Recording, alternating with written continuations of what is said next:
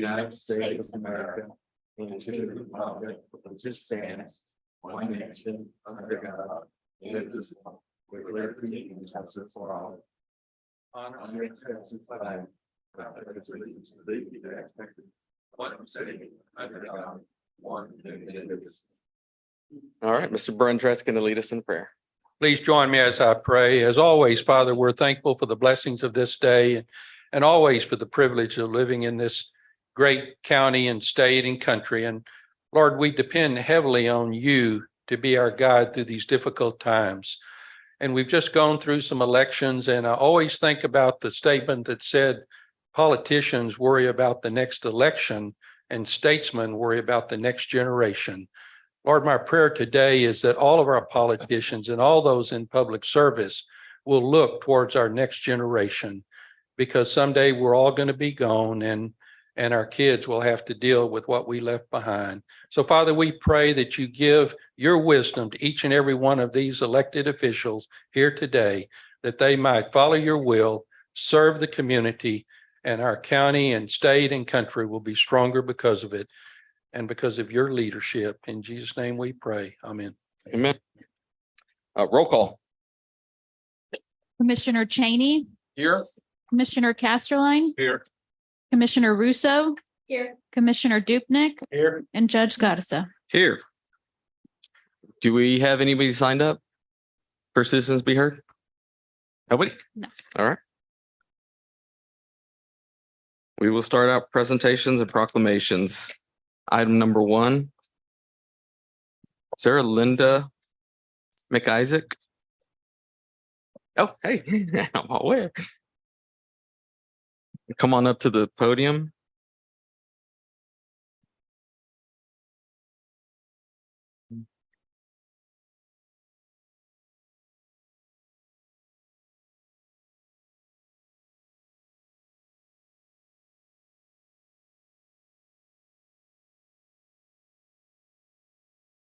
Thank you so much.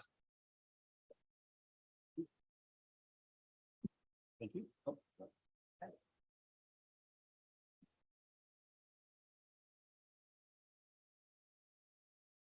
Good morning, everyone. Morning. I'm here today to talk a little bit about our opioid problem in our county. Can you Oh. name and who you're with and everything, just to, so for the record, What? just say who you are and what. Okay, my name is Linda McIsaac. Okay, I own a business in Rockport as a counselor. So I'm here today to share some information with the commissioners related to our opioid epidemic, kind of building on what Jennifer Osteen had provided previously and expanding a little bit further. So in your packet, you'll see kind of starts out with a quote of, with an 80% increase in synthetic opioid related deaths reported in Texas in 2021, compared to 2020, the deadly fentanyl crisis is endangering Texans of all ages. And when you flip the next sheet, there's a little bit of information about me there. I'm licensed both as a chemical dependency counselor and then as a regular counselor as well in the state of Texas. And you'll see some of my education there. This is a second career. My first career was mainly in large corporations working on marketing. So once you get your master's degree in counseling to be able to be a therapist, you have to do a long internship. And I did that through the Women's Shelter of South Texas and then also CPS in Aransas Pass. That will be a little bit relevant later when I give you some numbers. I specifically moved to this area to provide mental health services because it's a shortage area and it's a beautiful town. So it seemed like a win-win. So my private practice is literally just across the highway. And there's my website if you want additional information. Okay. So this first chart that you're going to look at here, I dug into the information that Jennifer had shared. And what I wanted to do was try to understand over a longer period of time how we got to the numbers that we're seeing for overdose deaths, for Aransas County to be third highest in all of Texas. So what I did is compare with 7 different counties. So when you look at the numbers there, what you're seeing is the increase over 18 years for drug overdose deaths in these 7 different counties. So you can see all counties are experiencing significant increases, with Nueces County being the highest, Aransas the second, and San Patricio the third. So for this comparison, I'm just looking at the counties around us, okay, not Texas as a whole. But when we look at the United States overall, they had a death rate of 32 per 100,000. So Aransas County is higher than the United States rate. Texas rate overall is only 16.8. So in our county, we have almost twice that amount of overdose deaths.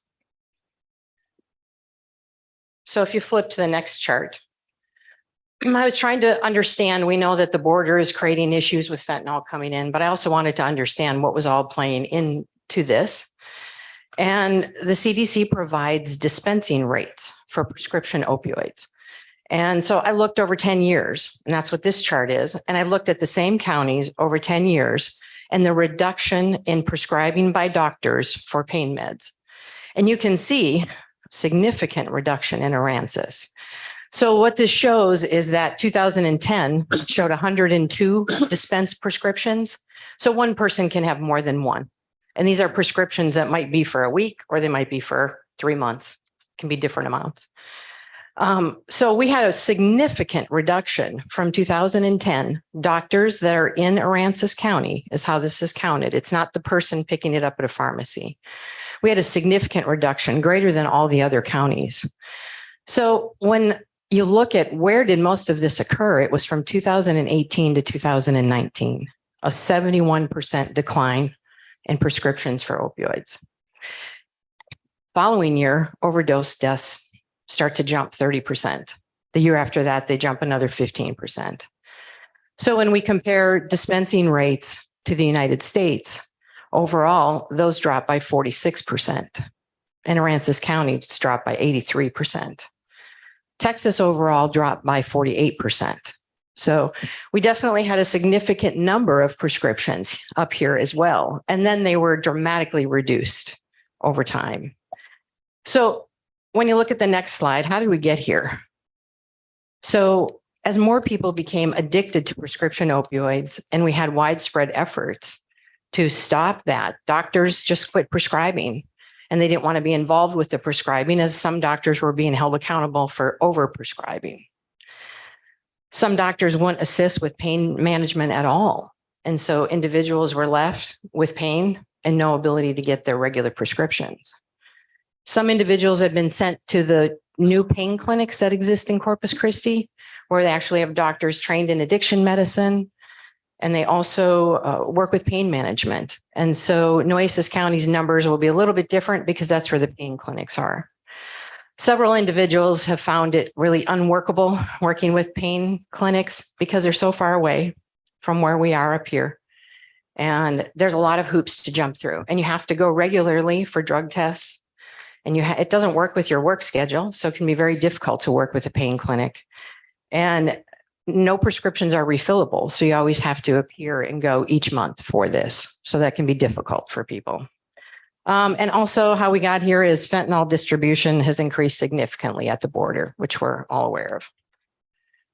So given this dramatic change in how much was being prescribed, and then this dramatic reduction in that, this has created a significant crisis for those that needed their opioids for true physical pain or those that were already addicted. And as a counselor, it's important to kind of just let you know, I'm not the front line on this. Counselors are not the front line on the opioid epidemic. It's our jails, our police, the emergency departments, the first responders, and primary care doctors. Those are the folks that are on the front line of this. So what have I seen in a decade of doing counseling? From 2012 to 2015. So this is when I was doing my internship and I was in Nueces County and San Patricio. Clients with opioid use disorder, which we refer to as OUD, made up 9% of my clients. They did not reside here in this county. These clients were mainly using prescription opioids. It might not be their prescription, but these were prescriptions that were obtained through a doctor. Many of these individuals were court ordered, and the counseling was also provided for free. So from June 2015 through April of this year, now this is Aransas County numbers, clients diagnosed with OUD made up only 3% of my clients overall. These clients all resided here, and they were mainly using opioids that were purchased illegally. So an additional 8% of my clients, this is what I tend to see more often, is the parents, the spouses, the friends, the siblings of individuals with opioid use disorder. In 90% of the cases, by the time these individuals sought me out, their loved one had already passed away from an overdose or from suicide. In many cases, they had no idea that their loved one was even using this medication illegally. So flipping again, why are so few seeking counseling for opioid use disorder? And I think this is important just so you can have a better idea of maybe where the money can go. So as doctors have dramatically cut back on their prescribing, some individuals have found alternatives. We have our CBD shops, marijuana is helpful with pain. And then of course, the illegal medications you're able to buy. Many are less trusting of the medical field after going through all of this, where they were getting medication legally, and then they were literally cut off without any other options. So they don't have a lot of trust in us as medical providers now. And our most effective treatment for opioid use disorder is a medication from a doctor. So they also fear perceived legal ramifications. Many think if they come into counseling that I'm going to report them to the police, which is not how counseling works. So there's some education that we can do around that. They're also afraid of the painful withdrawal, the judgment, and the possibility of losing their job, their home, or their children if they reach out for help. There's a lot of stigma around substance use, which is also a barrier for coming to counseling. The shame and the judgment that they receive only increases their desire to use. In small rural towns like ours, there can be a lack of anonymity, which is also an issue. And if they reach out for help, they're concerned that word is going to get out. Individuals with alcohol use disorder, AUD, are much more likely to seek counseling help than those with OUD. So moving on to treatment, as I just said, the best treatment is what we call MAT, medication-assisted treatment. These medications treat the withdrawal symptoms and stop their intense cravings. Counseling is usually added at a later time to help with coping skills, trauma that may contribute to their drug use, and helping them manage stressors. So in the past, doctors, in order to prescribe these medications, had to go through a bunch of approval steps and go to training, and then they had to pay a significant amount of money to be approved to provide these medications. Due to this epidemic, they've been easing the requirements. And I think there's no cost now to be able to be approved, but you still have to go through the approval steps. Unfortunately, many doctors don't want to be involved with this. It's a difficult population. A lot of times they're not going to show up and you're rescheduling and it messes with the calendar. They're also concerned because they're limited on how many people they can see. And they're federally monitored. So that means audits, looking at your notes, and just dealing with a lot of things that you wouldn't have to deal with if you weren't prescribing these medications. So in our area, I'm not aware of any doctor that is prescribing medication-assisted treatment. So online, I looked at several different directories to search for any doctors, treatment centers in this area, and nothing showed up for 25 miles. So there may be doctors that are providing this, but they have not had themselves listed with any of these directories. Any of the information that came up was also very old and out of date. So at one time I had called around and sent a bunch of emails trying to find if any doctors were doing this, but generally you don't get responses when you do that. So moving on to reduction of overdoses. So what can we do? You're probably familiar with Narcan. There's a lot of talk about that. To reverse an overdose. There's a lot of efforts in place to make that available through CVS, possibly Walgreens, and make it easier for people to have access to that so it can be administered. The one thing that we have to keep in mind with that, though, is it puts a person into withdrawal. And occasionally they're going to need more than one dose of Narcan to reverse that. And that can put them in a really bad state. So it's important that they're encouraged to seek additional treatment immediately. And our most famous example would be of the artist known as Prince, the musician, who suffered an overdose on a plane. They brought the plane down. They administered multiple doses of Narcan, which put him into withdrawal. He eventually then used the same meds, which were laced with fentanyl that he did not know, and then was found dead a few days later. So it's important that it's not just Narcan, it's what happens after Narcan. is important for those that want to seek treatment. So we also have test strips that are available now through Amazon, where they can test powders and substances for the presence of fentanyl. That would be helpful to reduce the overdose deaths as well. Education on all public websites would be helpful, just sharing of information. And I'm not sure what the youth have as far as drug education here, but of course, making sure that our youth are learning about fentanyl as well. Many small towns kind of referred to an all hands on deck approach to be able to deal with this, where every community organization, cities, counties all work together. They create a team and they come up with a plan on what they're going to do to try to educate the public and to provide a treatment available for people. The most important thing, in my view, is that we need to increase the availability of medication-assisted treatment here in Aransas County. And that would be through doctors and at an affordable rate that people would be able to cover. The next sheet just goes into more information on fentanyl. A statistic that's kind of shocking is that 1 in 4 Texans have experienced an opioid overdose or know someone who has. So this is spreading dramatically, and it's not just in Texas, it's everywhere. So they're mixing fentanyl with other medications, Adderall, cocaine, heroin, and people have no idea that it's in there. And it takes a very small amount to put someone into an overdose and kill them. Illicit fentanyl is mainly coming through China into Mexico, and then it's brought into the United States. One of the biggest ways is through the Postal Service.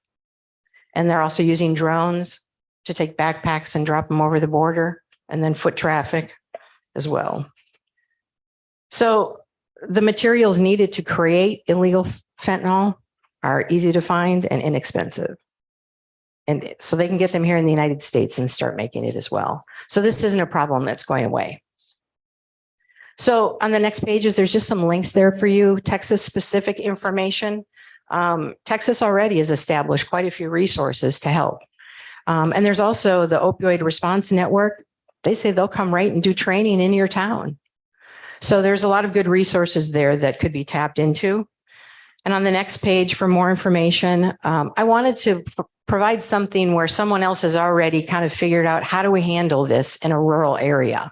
So while this is a few years old, this action guide, and Pat's got that in her email. I can send it again, Pat.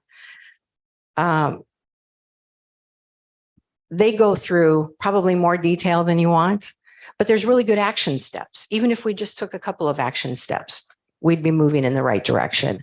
So there's plenty of information there in that guide to give you more ideas about ways you may want to use this money. And then I put on there a documentary called The Crime of the Century. It's a 2-part documentary. I watched it on HBO Max. It's very informative about kind of how we got here and the bigger, broader picture of this, if you're interested in that. And I'd like to just finish with a quote from a doctor that I really resonate with his approach to addiction. There are many different approaches to addiction. And what he says, Gabor Mate says, addiction is not a choice that anyone makes. No one gets up in the morning and wants to be an addict. No one leaves high school and wants to become an addict. It's a very painful way to live. Always looking for the next thing so that you don't go into withdrawal and become very, very sick. So addiction is not from moral failure, an ethical lapse, or a weakness of character, a failure of will. Yet this is how society can debate addiction. Nor is it an inherited brain disease, which is how the medical world sees it. Addiction is a response to human suffering. It's an attempt to escape suffering temporarily. Addiction begins with a problem and trying to solve that problem. So whatever you decide to do, I'm happy to take questions if I can answer them. And if there's anything additional that would be helpful, just let me know. Well, I want to thank you for coming. And just as an aside to court and everyone, we accepted being part of the opioid settlement. I think this was the second issuance of funds through the Texas State Health and Human Services. And I asked the question at the time, what is the impact on Aransas County? And really couldn't get much of an answer. So looking into the community, checking with different healthcare providers. Fortunately, I came up with Linda McIsaac's name, and she provided this very helpful information, and we'll make this available through the judge's office to anyone who'd like to see it, because this is absolutely terrific. It's a good answer. And I know that Judge McGinnis, the JP for Precinct 2, and Laura Rios, who's our youth case manager, have already come up with a way to use some of those opioid funds for education and treatment. And I just really thank you for this information. It's Sure. sobering and it's scary, Yeah, it is. but Yeah. we need to know. It's not going away. Thank you. Any questions? Thank you. Appreciate it. Thank you.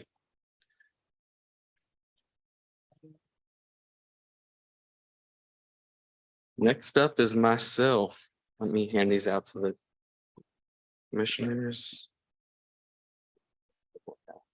And Ms. McIsaac, if you need to leave for patients, you may at any time. All right, the next presentation is an update on the Workforce Development Center. I'm going to give this the best I could. There's a lot of information out there. There's so much information that, I can't give this in 10 minutes or 15 minutes. As you can see, I've presented a timeline. If you look on the screen of the actions regarding the Workforce Development Center, I gathered most of this information from Commissioner Court meeting agendas and minutes, and going through emails and going through my work hard drive. There's a considerable amount of information, and in respect to the court's time, I'm going to present bullet point facts. The purpose of this presentation is just to update the commissioners. There will be no action taken today concerning this. And after doing my research, I realized this subject is worthy of a workshop where we can include all stakeholders and have more time. John Strothman's on vacation, so when he gets back, we'll schedule that with all the players. So I'm going to start with that first bullet point. June 22, 2020. We had a meeting out at the airport, we had a meeting here at Commissioner's Court. We had, there was a presentation from Ken Fouts introducing the idea of the Workforce Training Center, also known at that time as a team center. It was originally planned at the county airport on 5 acres, along with some other structures like a EOC structure, a dome. But that's where the plan was first introduced to the community. July 10th, 2020. Somehow Aransas County Navigation District, they unanimously approved giving a letter of support for an EDA grant application for the development of a team workforce development and entrepreneur center. July 13th, with the recommendation of an exploratory committee in Commissioner's Court, the commissioners approved authorizing Aransas County submit an application for an EDA grant for the development of a team workforce development and entrepreneur center. July 27th, 2020, there's a memorandum of understanding with Del Mar College to demonstrate Del Mar College support for the establishment of a workforce development center. And there's a couple of resolutions passed for environmental services for a site and also appraisal services for a site. And that site was the old Little Bay School. And just to note that Casey Jackson at that time, he was donating the $11,500 for those services. July 30th, it was a deadline to submit the EDA grant. I couldn't find what day we actually submitted it, but that was, I'm pretty sure we got it before then. August 12th, 2020, the letter was sent to Rockport Land Trust, the owners of the Little Bay School, officially notifying them that the county is interested in that building for the proposed Workforce Development Center. August 17th, 2020, commissioners tabled authorizing reducing the EDA grant application to 3.5 million down from 4.5 million and authorizing grant matching funds of 350. So this was tabled. The next meeting, August 24th, the commissioners approved reducing the EDA grant to total not to exceed 2.5 million. And in-kind donations not to exceed 5 million. I'm sorry, 500,000.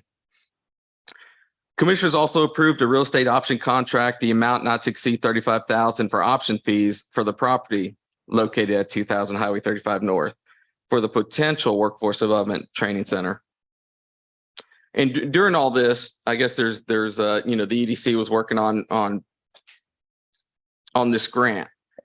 And I think the grant was too high. And so y'all were working on trying to lower it, trying to make us more favorable in getting the grant. August 25th, 2020, city approved 15,000 in-kind assistant towards the matching funds. August 27th, the school board of trustees approved 17,100 in-kind assistance towards matching funds. January 19th, Aransas County is awarded 1.7 million EDA grant. We have 5 years to complete construction and hold training. That was January 2021. January 25th, 2021, there was a tie vote here in the Commissioners Court to accept the awarded grant. The item was then tabled. February 8th, I believe it was the next meeting, the Commissioners Court approved to accept the grant. August 30, 2021, property acquisition in support of workforce development and entrepreneur center improvements. So this was a letter from Judge Mills to the Rockport Land Trust informing them that the appraisal was complete, the market value of 1.3 for the land and improvements. This letter was also confirming the purchase price of $1,075,000. May 10th, 2021, Commissioners Court approved to exercise the county's options to purchase real estate. And I believe this is when the closing happened. And it was just the northern building with the northern lots. The original plan was to purchase the entire campus, but because of the reduction in the grant, we could only purchase the north side. October 7th, 2021, there's an event was held to celebrate the EDA grant and the purchasing of the building. And this was where attendees were able to tour the building and view its potential. January 24th, 2022, Commissioners Court approved to execute a contract with DRB Engineering in the amount of $82,000 to provide material, electric and plumbing engineer services to the new Workforce Development Center. I was reviewing the contract, and it looked like the contract's time frame is 730 calendars. So that's coming up here, probably in the next year. May 9th, 2022, there's a resolution to commit local matching funds up to $25,000 in cash and $27,100 of in-kind services for the Workforce Development Center, but this item was struck from the agenda. I couldn't find any documentations or emails as to why the item was struck, and I couldn't find if it was ever further discussed. Well, thank you. June 27th, 2022. There is a status here in Commissioners Court. Okay. There's a status update from John Jackson, John Strothman, Lenore Keys. This was the last formal workforce development update presented to the court. John Jackson gave a brief recap of the workforce training facility. Lenore Keys gave a presentation of the programming, and John Strothman presented the current activities from 5 in-kind donors. We had, at this time, you remember this is June 27th of last year. At this time, we had Del Mar. They'd done a lot of upfront work and they contributed to their IT design and a lot of materials. Turner Ramirez, they were providing architectural services. The city of Rockport were providing us with taps and other things, fire flow line, fire line, so we could make this building independent of the building next door because they shared utilities. Aransas County ISD was in the building and they were removing all the old low voltage wiring, IT, and telephone stuff. Aransas County was also going to be in the building working. And at that time, John was working with Renee and other department heads to see what they can do to help get the building ready for the general contractor. I believe all these actions were done. The utilities in the buildings, the plumbing and the gas, they have been separated, and the sewer. The water lines, the gas, they've been separated. I believe the electric is still connected, still on one meter, both buildings. October 18th, 2022, And this I got from the newspaper. Del Mar announced that they were doing continuing education classes, and they'll be started in November 2022, and they're going to be held at the Rockport's First Baptist Church. December 9th, 2022, Del Mar started an EKG program class there at the Rockport First Baptist Church. And that brings us today. Update on the center for me. This is mostly what I could dig from the past. I know there's a lot of details I'm leaving off, but this report is stuff I could find, factual stuff in emails, and minutes. Presently, we have no progress on construction. We're at a standstill mainly because we don't know what the cost is to complete the construction. We've heard $1 million, we've heard 800,000. We don't know, we're just guessing. Currently, our costs associated that the county has paid for this building, we've spent $20,000 in option costs. Taxes prorated at purchase, repairs, and mowing since 2021 is about $20,000. Insurance premiums for 2022 and this year, $87,867. And in kind, I have a question mark because I'm not sure, I could not find in any minutes where the county actually approved in-kind donations. They're probably out there, I just couldn't find them. There is a list that shows the county on the hook for $20,000 in kind. The purpose today was update the court and give you something to think about for the future. Give the court something to think about for the future. The court probably has questions I can't answer today, especially without John Strothman, but I assure you that we will have a workshop in the near future where we could see where we're headed. We're going to have all the players in there. We'll have the EDC, we'll have John, hopefully Del Mar, Renee, and give the commissioners a better idea of what they want to do to move forward. And that concludes my presentation. If y'all do have general questions, I could try to answer. I think a workshop is due. I think it's a good idea. All right. Yeah, we'll wait for John's on vacation. We'll wait till he gets back and we'll schedule that if it works out with everybody's schedule. All right, we're going to move on to item number 3, presentation of the Coastal Bend Disaster Recovery Group. Morning. Good morning. My name is Christopher Brandt. I'm the Executive Director for Coastal Bend Disaster Recovery Group. And with me is Danielle Hale. She is a board member, and I like to think of her as a founding board member because she was with us from the beginning. So I just wanted to kind of give you an update on what our Harvey response has been. We are in the process of blue skies for the first time since 2015. It seems like we've just gone from disaster to disaster to disaster. But as of today, knock on wood, we're not in a disaster. Next slide, please. So again, I just want to remind everybody, this is a review for most of you, but that we're in long-term recovery. We're not immediate response or medium. We are in long-term recovery, which is a long process, which is why there's long. But there's also, oh, thank you. But there's it takes a long time and it takes a lot of money to do, and so that's usually it's 5 years or more in this case. Again, I'd like to remind everybody that we are in the 11 counties of the Coastal Bend. The reason why we're in 11 counties is because disasters don't stop at county lines, as we all know with Harvey.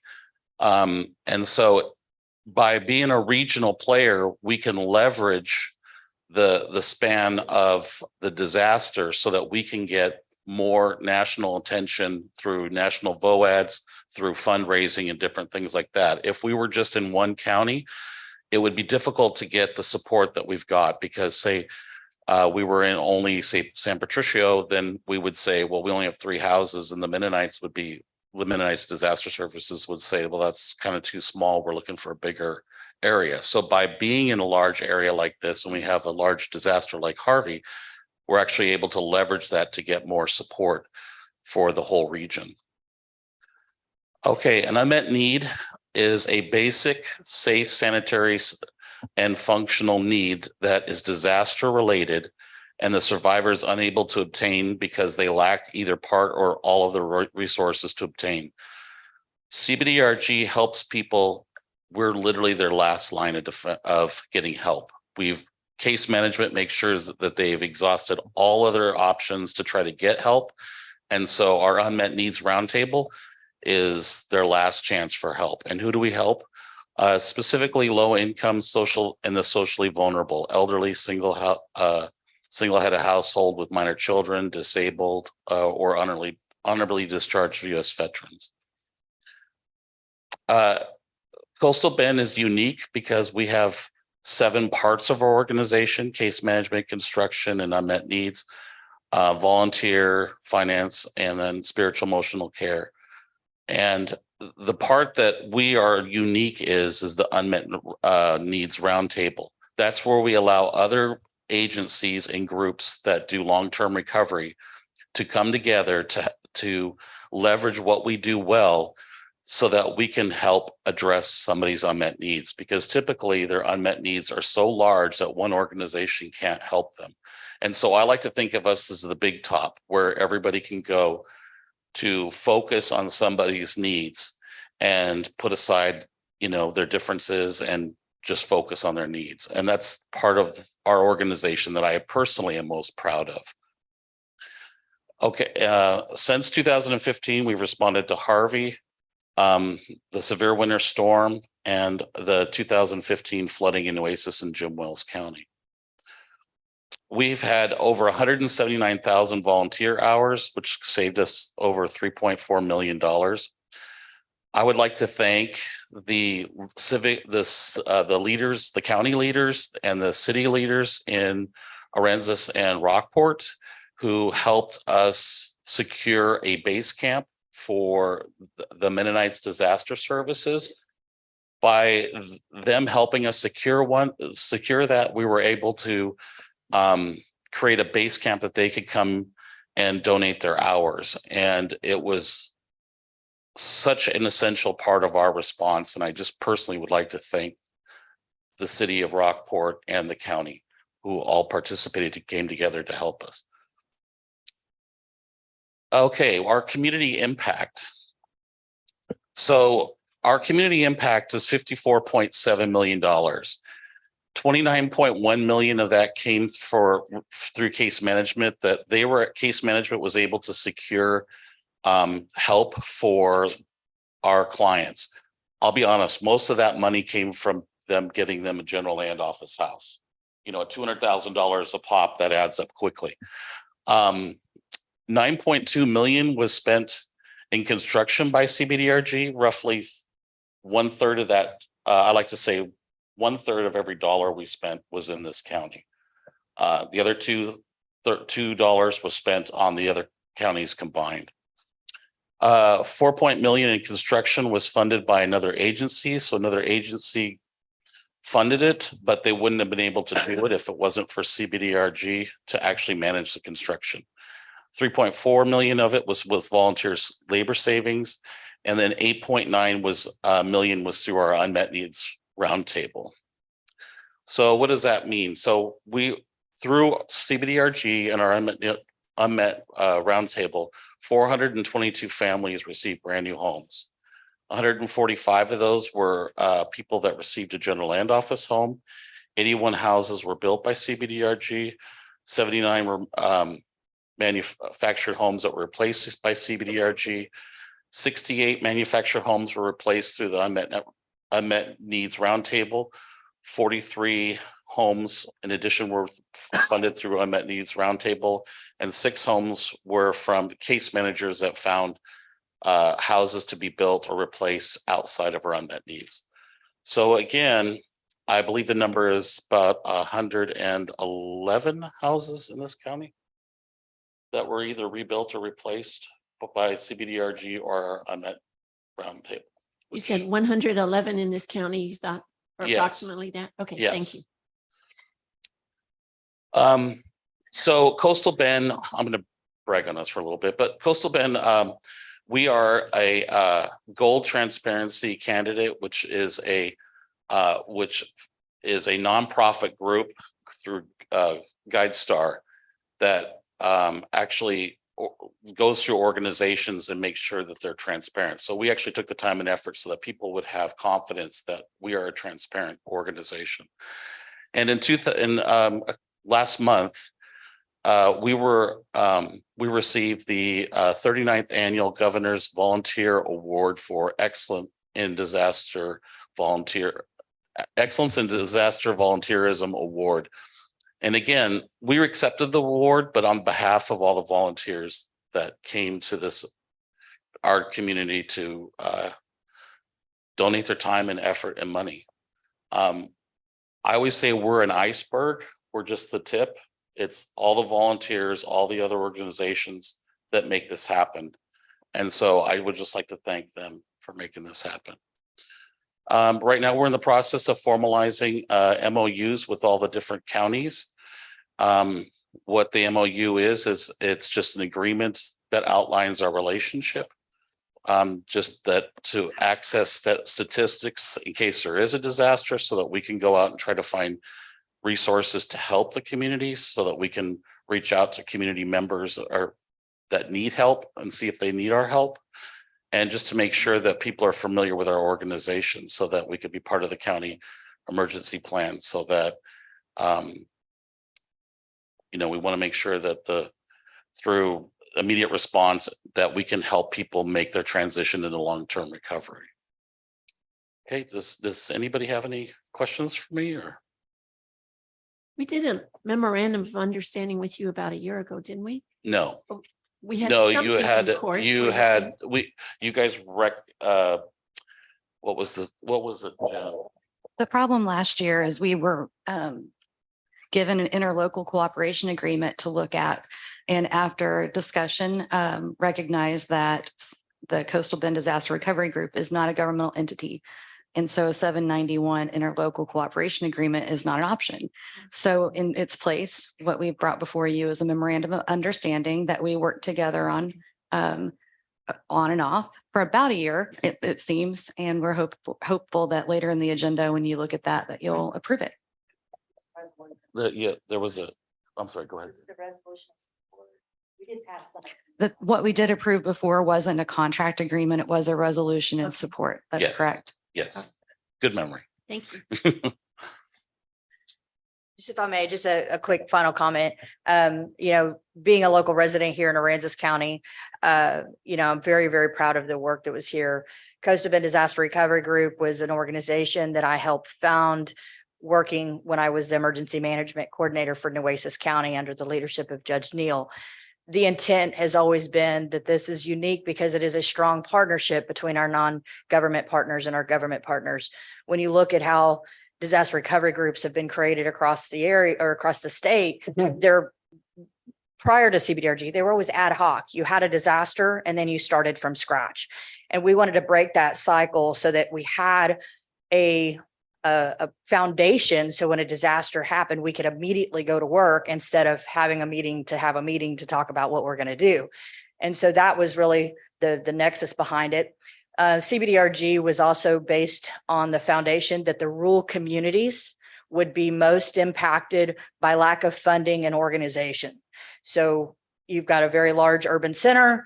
That's where a lot of the funding and the media market and everything is concentrated there. And you have these rural communities that it's difficult to get the same level of attention, if you will. And so when CBDRG was created, it was really for a foundation for the rural communities. The 2015 flooding primarily impacted the western rural portions of Nueces County and Jim Wells County. And so we are unique, we are special in how we're organized, and it proved to be exceptionally successful when Hurricane Harvey happened. I also want to recognize John Jackson's back here. He's one of our former board members.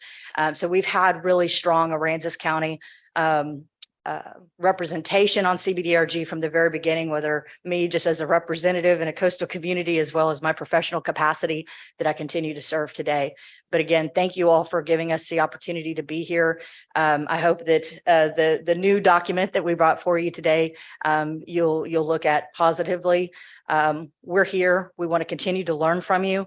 There are lots of things that we learned during Harvey that we are implementing into best practice and working hard to share that not only at the state level, but also nationally as a best practice and a best model for how long-term recovery can be managed in a catastrophic event. So thank you all for your continued support. Thank you. I'd Dan. like to thank y'all. I know I've been to a number of the projects that y'all did and they were all first class, you know. Great job. Appreciate that. And what wasn't noted was they're all windstorm. They all meet local codes and standards. And so when you look at our construction team, they were having to go through all of the normal and customary permitting process for every one of those communities, which they were all not the same.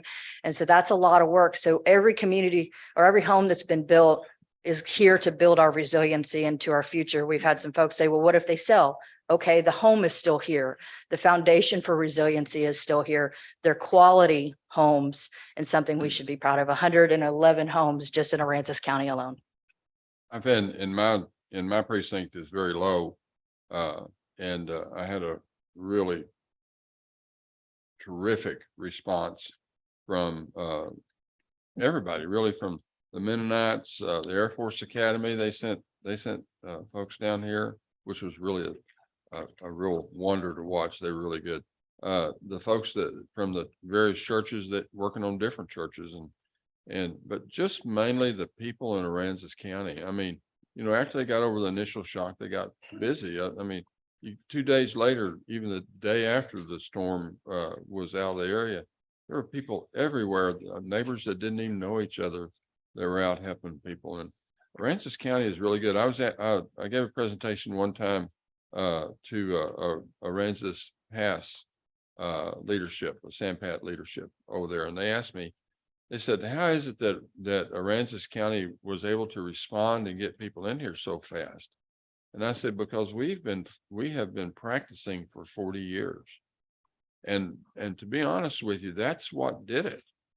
You know, it was people like yourself that are not out there running and looking at problems and everything, but looking at your Rolodex and calling or sending to email and things like that. This was a community effort led by community leaders that cared about the community. It wasn't there was not anything where it was quid pro quo or anything like that. It was, we have a problem over here in north of the bridge. And you know, we were sending tractors and all kinds of stuff from that come from all the precincts. And the city didn't matter whether it was city limits or not. I mean, if they had a problem they could solve, they went out and solved it. And they prioritized. They knew that you needed to cut off the gas before you had major fires. You know, they took priority.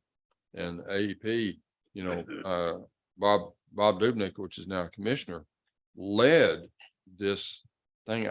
How many AEP and other companies were in the area? In Aransas County at the peak, we had over 3,500. Yeah. And how many miles of line did they run? I've forgotten and don't want to remember. In one of the reports that I read was over 6,000 miles. I think that's probably inflated, but maybe not, because they replaced virtually every power line in Aransas County. And Aransas County is small, but it's got a lot of power. And you know, and the city of Rockport with their gas department and everybody else who just jumped in and did it. It really did. Never got mine fixed, but they got theirs. I think I spent a little time with you on the other side of the bridge as well, Commissioner. Yeah. So the biggest benefit is for a group like us is that we can come in on day one, even though we're long-term recovery. We come here on day one to help you establish a process and manage expectations. You're going to have the opportunity, Judge and commissioners, of donors who are going to come to you very quickly and say, we want to provide funding. Where can we put that money? I remember being in the EOC and we had a phone call that I'd missed by like literally 3 minutes for $1 million contribution that ended up going to Houston because we couldn't immediately answer where to put the money. You know, so if the donors, there's only a couple of days of emotion where they're opening that checkbook and then they move on to the next. Then there's a second set of funding, which is the dedicated philanthropic organizations at the national level. They want to see organization. They want to see that we can handle the volunteers so that the moment that they step foot, they're going to work and swinging hammers, not standing around talking about how we're going to repair something or what projects are going to be ready. And so that's all built into that. The management of expectations is super important. We've got, and there's still a lot of folks in the community who feel like some of the early donations should have been immediately expended in the community. Well, if we had done that, there would have been nothing for those 111 homes. And so we have to work closely together early in the disaster to say, look, we understand the process. We understand how we're going to help these clients. And we also have to make sure that they get through all of the other funding opportunities, whether insurance and FEMA, SBA, or all the other many donor organizations who like to provide that immediate aid. That way we can ensure that we have the most amount of funding left to be able to capture those most vulnerable community members who aren't going to have any other mechanism to rebuild. It's a long process. It's tough to continue to say we're holding, but we're not just not doing anything. We're running case management in those early months so that when it's time to deploy that funding that we created, that we can do so in an expeditious way. So this agreement that we'll have up in front of you helps us do that by making sure that it's clear what it is that we are and what we're not, what we're asking of you, as well as what we're able to provide you in the way of support. I want to thank Mike Gear as well as your emergency management coordinator. He and I visited about this last week at the hurricane conference. It's a perfect time of the year. We're coming into hurricane season quickly. So we want to thank you for the opportunity to close out Harvey. We're still doing a little bit of cleanup, but for the most part, we're done with Harvey and be ready and stand by for the next disaster. I would like to say that there were some people that were skeptical when your organization was set up, thinking that the rural counties would be put to the wayside. But your group proved that you had such a positive impact on all the rural counties along the coastal bend. So I want to thank y'all personally for that. Yeah. Thank you, sir. And just one more thing and then I'll be quiet, but the EOC, the Emergency Services Center, Emergency Operations Center. I did not stay in that very long because I need to be, the commissioners needed to be in their precincts. And I think for the most part, that's where they spent most of their time. But every time I walked in there, there was harmony. There were a lot of things that required a lot of discussion and a lot of hard answers, and some areas had to give up for other areas and things like that. Never seen an organization that large work that well together.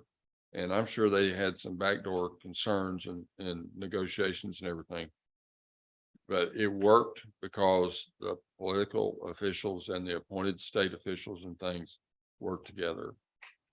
That's the type of thing I always wanted to take out of Harvey, was that era of cooperation. And I don't care whether it's paving a street or building a radio tower or whatever. We have that. It's may not be as smooth as it was in EOC, but you got to practice. That didn't happen by accident. You have to practice. And everybody put their emotions in the back pocket, and there are people in front of them. And I appreciate that. Absolutely. There's always room for improvement, but I've had the privilege of working over 20 federally declared disasters in my career. Aransas County is special. Your recovery is special. It's not because you're the first county to ever get hit by a hurricane, but it is about the people and the way that you came together, and you have a lot to be proud of. Thank you. Appreciate it. Thanks. We're going to move on to the consent agenda. Do I have a motion to accept the consent agenda? I move to approve the consent agenda. I'll second it. And before we vote, I want to acknowledge an acceptance of a donation of a memorial bench valued at $2,182.10 from Jim Ross and family to Aransas Pathways. And I want to acknowledge a donation of a pair of binoculars valued at $279.95 from Land, Sea, and Sky to Aransas Pathways. All right, let's go and vote. Commissioner Cheney, Aye. Commissioner Casterline. Aye. Commissioner Russo, Aye. Commissioner Dupnick, Aye. and Judge Garza. Aye, passes 5-0. Item number 14. I move to approve the review and the interim report as presented by the Coastal Bend Bays and Estuaries Program entitled Evaluating the Chemical Levels of Soil and Groundwater at Several Sites near the Tailing Ponds in Rockport, Aransas County. Second. Got a motion? Judge And a second. Garza, commissioners, I believe I have a PowerPoint that I prepared for today. And Um, Adrian, would you just introduce yourself and your association, please? Of course. So my name's Adrian Hilme. I'm a project manager for the Coastal Bend Bays and Estuaries Program. With me today is Dr. Zanfei Liu, who's the principal investigator at the University of Texas Marine Science Institute. And I'd like to thank you all for the time to discuss the interim report we submitted to the county at the end of April, evaluating potential contamination in Port Bay related to the bauxite settling ponds. So just a brief summary of why we're here. So I think it was a little over a year ago, the residents from Aransas County and representatives from the Commissioner's Court and the Navigation District reached out to the Mission Aransas NER with some concerns about potential contamination in Port Bay related to those settling ponds, which are highlighted there on the map. These concerns were based off of satellite imagery taken from Google Earth, which showed a pretty distinct change in coloration within those ponds before and after Hurricane Harvey. So the concern there being that between the direct impacts of Harvey and then some of the long-term potential contamination may have occurred stemming from that major storm event. Without going through the whole history of those ponds, some of the contaminants of concern are listed here, including mercury, polycyclic aromatic hydrocarbons or PAHs, fluoride, aluminum, radium, and uranium. This study is specifically looking at the four that are underlined there: mercury, PAHs, radium, and uranium. There were some previous investigations associated with these settling ponds. I believe they were conducted by TCEQ, in part related to the permit for those ponds, as well as the subsequent settlement in the late 2010s. Some groundwater wells were samples. There were sediment samples taken as well. And then there were surface water and bay sediment samples taken, neither of which were in Port Bay proper. And so just here to highlight, PAHs and mercury are both, or have been shown to be byproducts of the aluminum production process. And then uranium and radium are known byproducts as well. So this is why we were looking at these contaminants specifically to try to identify if there was any cause for concern. So task one of this study consisted of sampling from 5 terrestrial sites, so sites on the land adjacent to the settling ponds. Those sites were sampled in November and December of 2022. And the sediments were analyzed by UTMSI in Dr. Liu's lab for PAHs. Groundwater was analyzed for mercury, uranium, and radium-226. Those analyses, or those samples, were sent to the PACE Analytical Lab and analyzed there to ensure that should there be any elevated levels, that we were using approved labs so that the data produced would be of sufficient quality to take any further steps. And I just would like to highlight that This is task one. Again, the 5 sites are located or designated in blue on the map there. Phase 2 consists of sampling in the Bay system in Port Bay and Swan Lake, collecting surface water samples and sediment cores from the Bay bottom. That phase is still ongoing and was not included in the or discussed at any length in the interim report. There's only been one sampling event for that second phase. Oops. So here are just some pictures of the probing and sampling process. I believe that's Kaijun, one of the researchers working on the process on the project. And so you can see here, there's a pretty simple core. Soil samples are taken both from the top 5 centimeters to try to identify recent deposition, as well as what we're calling deep sediment samples taken from about 1 meter down to look at some more long-term potential contamination. And then you can see there, there's a little water down at the bottom of that hole. That's the water table. That's where the groundwater samples were collected. So these some initial results from the groundwater analyses. Mercury, which is in the column on the left there, all samples came back below the detection limit of the analysis conducted, or the analysis method used. That's great news. They all came in well below what EPA considers the maximum contaminant level for drinking water, which is 0.002 milligrams per liter. As I'm sure you're all aware, the residents around those or in that area of Aransas County are all on well water. So with groundwater specifically, the drinking water standard is of most concern. Radium-226, generally speaking, all of these came in below the EPA contaminant level for combined 226, 228. And for uranium as well, all but one came in below the EPA contaminant level of 0.03 micrograms per liter. One thing that we did notice in this preliminary analysis, those 2 numbers highlighted there, the 2 most elevated numbers came from site B, which if I backtrack here, is located closest to one of those settling ponds. It's about midway up the I guess the western shore of Port Bay there. So, you know, from this preliminary data here, and I'll touch on this a little further in the conclusions, it's encouraging that all of the levels were below the EPA maximum contaminant level. The fact that the most elevated levels were found closest to those ponds, you know, I suppose is not entirely surprising, but that means that we can't rule out that there is some type of exchange between those ponds and then the surrounding environment. But again, it is encouraging that we're all below the EPA standards.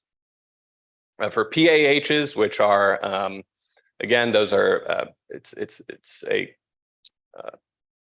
closed chain hydrocarbon. Without getting into too much detail, it's a signature of combusted hydrocarbon. So you get it from things like burning oil, gasoline, coal, as well as just biomass. And so there are many different compounds that fall into this category. I think well above 10,000 total.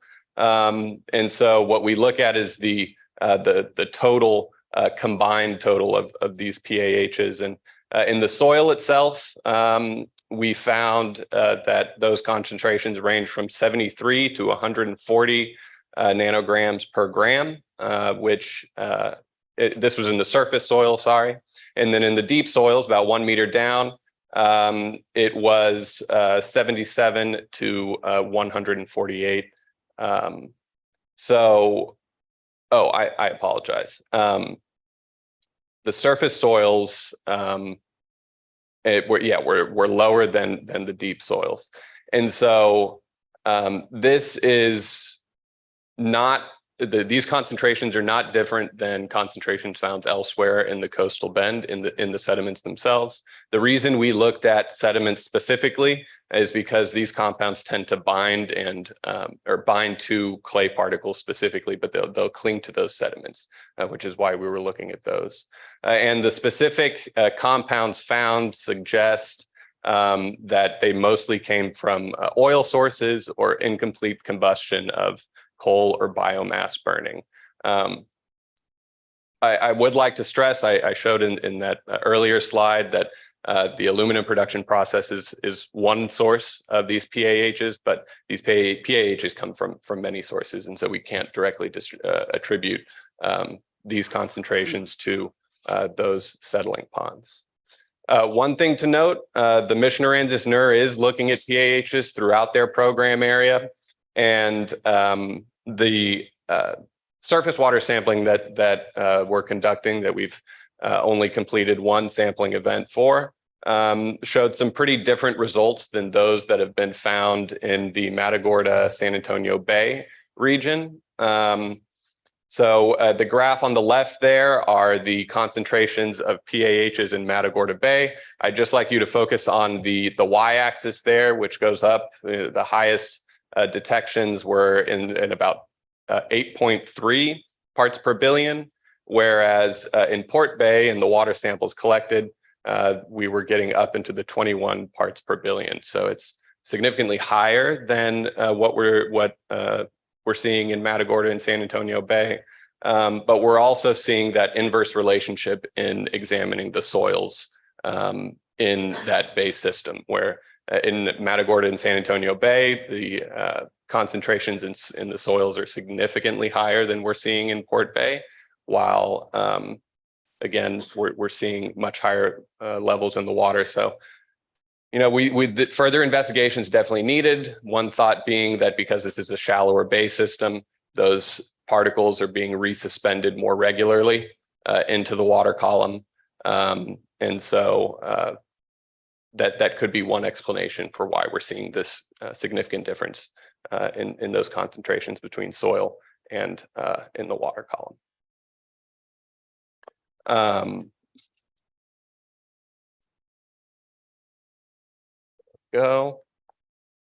And so a few conclusions, and really with this being a preliminary report, I'm hesitant to draw any significant conclusions here, but levels of chemicals, specifically mercury, uranium, and radium in the groundwater at the 5 sampling sites were all below or generally below the EPA drinking standard, suggesting acceptable quality of groundwater. The site that had the most elevated concentrations was closest to those settling ponds. So we can't completely exclude any type of contamination coming from those ponds into the environment. Total concentrations of PAHs in surface and deep soil samples range from 73 to 193 nanograms per gram. This concentration, as I mentioned, is lower than what has been measured in Port Bay itself in local sediments in the past, and is not significantly higher than concentrations found elsewhere in the coastal bend. Based on the specific compounds found, likely coming from an oil source, specifically incomplete combustion of coal and or biomass, could be a major contributor there. Preliminary data of these PAHs in the water itself indicate a concentration much higher than the approved EPA standard for drinking water. I don't believe EPA has a standard for surface waters for PAH concentration. This EPA identifies this as what they call a contaminant of emerging concern. So they're putting considerably more of their resources towards better understanding how these compounds behave in the environment. We do know that they have a tendency to bioaccumulate. They don't break down, they build up over time. And so it is something of concern and something to continue to examine. Future work. So this study will continue, sampling will continue through the end of 2023, through December of 2023. We'll continue to collect water and sediment samples from the Bay system, as well as collect oyster tissue samples. Again, I mentioned, especially with those PAHs, they tend to bioaccumulate. That could be something of concern for the important oyster research harvest in that area. And the final report for this study will be submitted in March of 2024 to the county. Yes, sir. To have a complete or a better history of from point of entry to point of passage, do we need to take samples within the beds? Can we get permission to get in the beds to take samples? You know, because they're not gonna accumulate after the concentration. They're not gonna accumulate and until you test where it comes in, where it is, and where it's going. I don't think you can get a significant trail, in my personal opinion. So being able to collect samples from within the beds would absolutely be helpful. Whether or not we'll ever, receive permission to do that, that's something, that would need to go through the Copano Enterprise, Ranch LLC, and, that will be very difficult to achieve. I think that would be an important component to fully understand what's going on. Part of the reason why I want to emphasize that while this data is encouraging, it's very much preliminary. We've only just begun to understand the picture, and we need to finish painting that picture before we can really make any firm conclusions. It just seems to me like it's logical if the owners of the beds want to really know what's going on, I would think would want to sample within the beds. But Sure. I don't think that was part of our original concern or anything. So that'd be a whole different ballgame. But I think it's something we need to consider. Especially adjacent to Site B, since that's kind of high there. And so going back to that map, those terrestrial sites that were selected, I believe they were selected with input from the county and the navigation district. But so they were selected both in the right of ways directly adjacent to those settling ponds, as well as some of the natural drainages and wetland areas. You can see site C down at the bottom, and then sites D and E up at the north end in Swan Lake. Those are in some of the natural drainages. So the specific sites were selected to try to identify kind of immediate proximity. And then as you get further away through the way that the water's flowing, out and towards the bay, we would expect to see some sort of, potentially a gradient in those. It seems to me if you want to really find out what's going on, you need to know what's coming in. Sure. Or what has come in the past, which means you need to sample upstream some way. Because that's a pretty good distance for settling.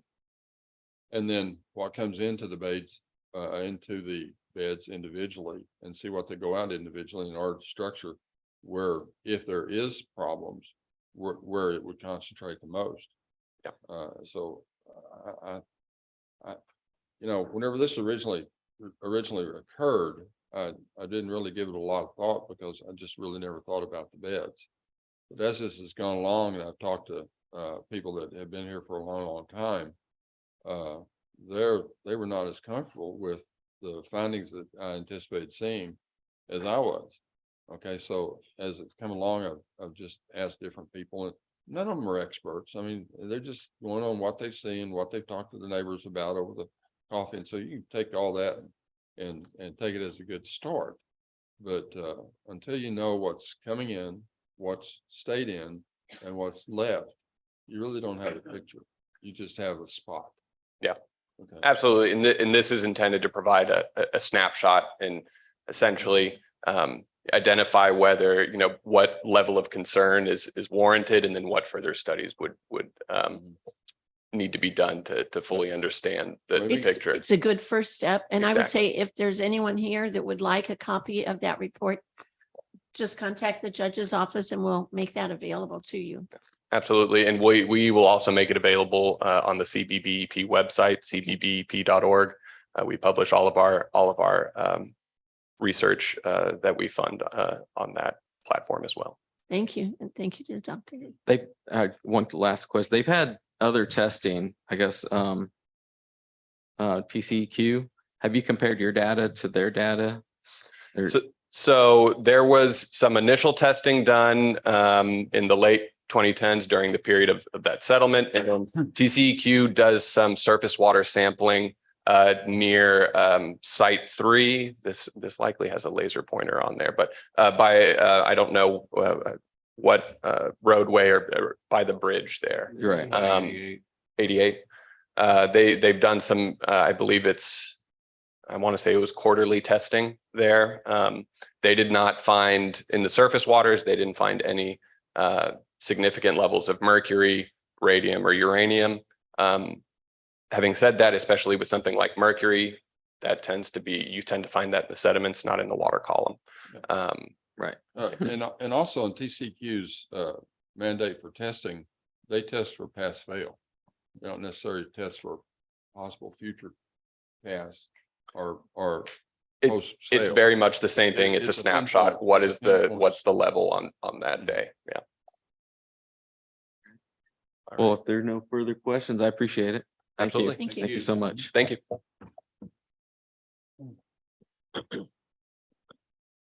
All right, move on to item number 15.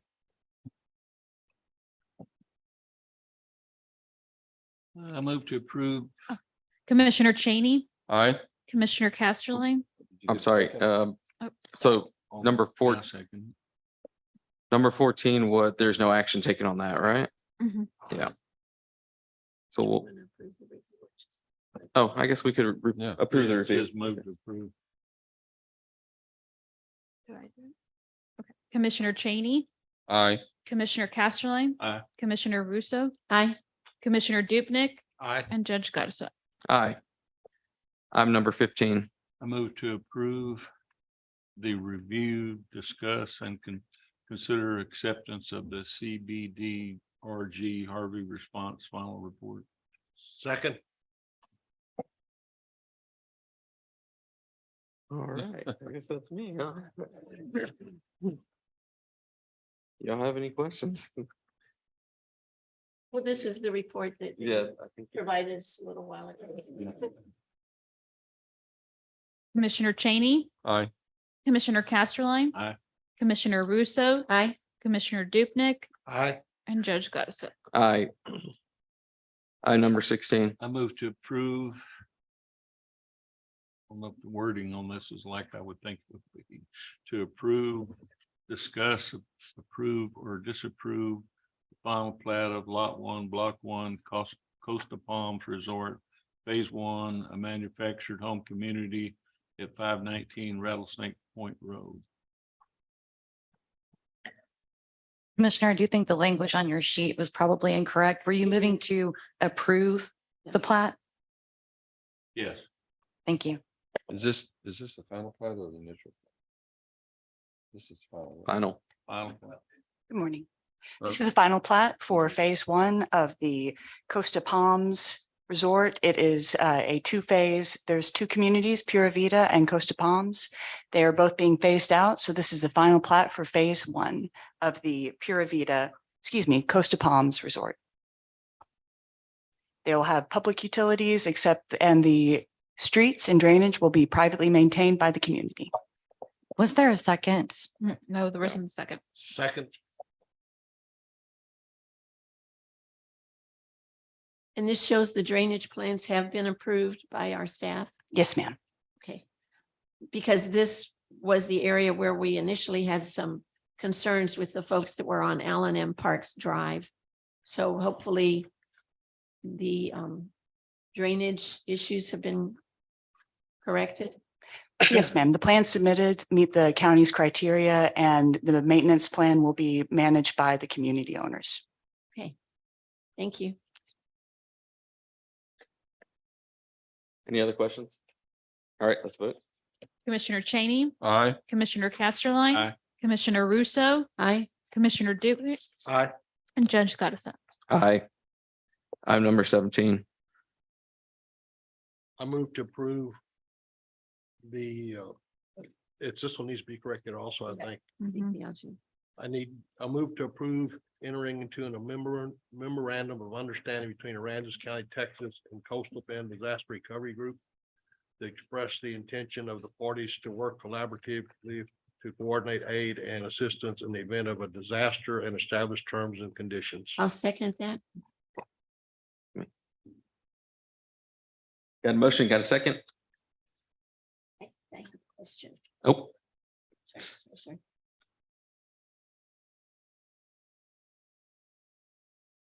Okay, so Jen, on page 3, it says that this will be in effect until December 31st, 2023. And I had written a note on here, and perhaps we answered it earlier, because we didn't do this document last year. That's why this is going to end this at the end of this year, and then it'll go forward starting in 2024 if we agree to renew it.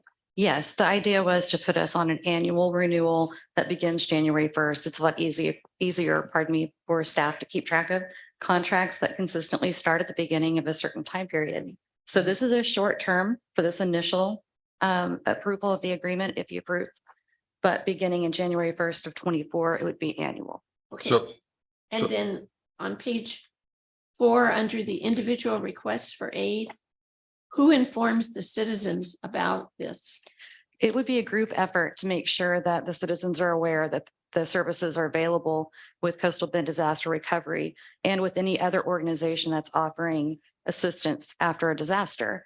But the idea is that if a citizen who has, or a homeowner has trouble, we would know that we could direct them to see Coastal Bend Disaster Recovery Group to help get resources to them. Okay, I think previously they've advertised it on social media, on the news, Newspaper, social media, probably even radio. all kinds of media.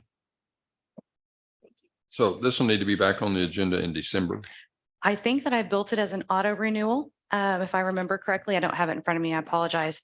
But unless either party chooses to terminate, it will automatically renew for up to 4 consecutive terms. It shows it naturally expired December 31st, 2028. but That's it if just you- say automatically renew. That's if all of each the, year on the 1st Right. of January. right. How many contracts do we have that are on automatic renewal? I'm sorry?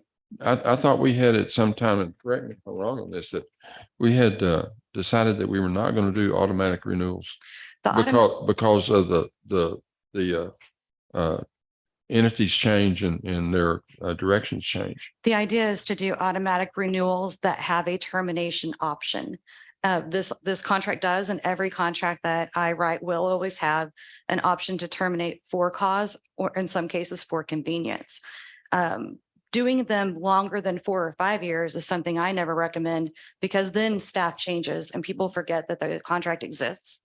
But I think that so long as we have an automatic renewal and we're talking about it every year among ourselves, which the county staff will do, that we won't forget that we have these agreements, and we'll be sure to renegotiate when it becomes necessary. Well, we need to then make a provision so that at least each year as Commissioners Court changes, or just each year, that we have a list of what's up for automatic renewal. And then That's, at that time, make a decision whether or not we want to revisit it. I think that's what she's been working on for some time. I That- think that- that's what we did earlier on the consent agenda. Actually, all of those 1-year renewals for a contract for disaster debris and disaster. EMS. yes, Because I remember a lot of discussion a year ago when we had done those bids.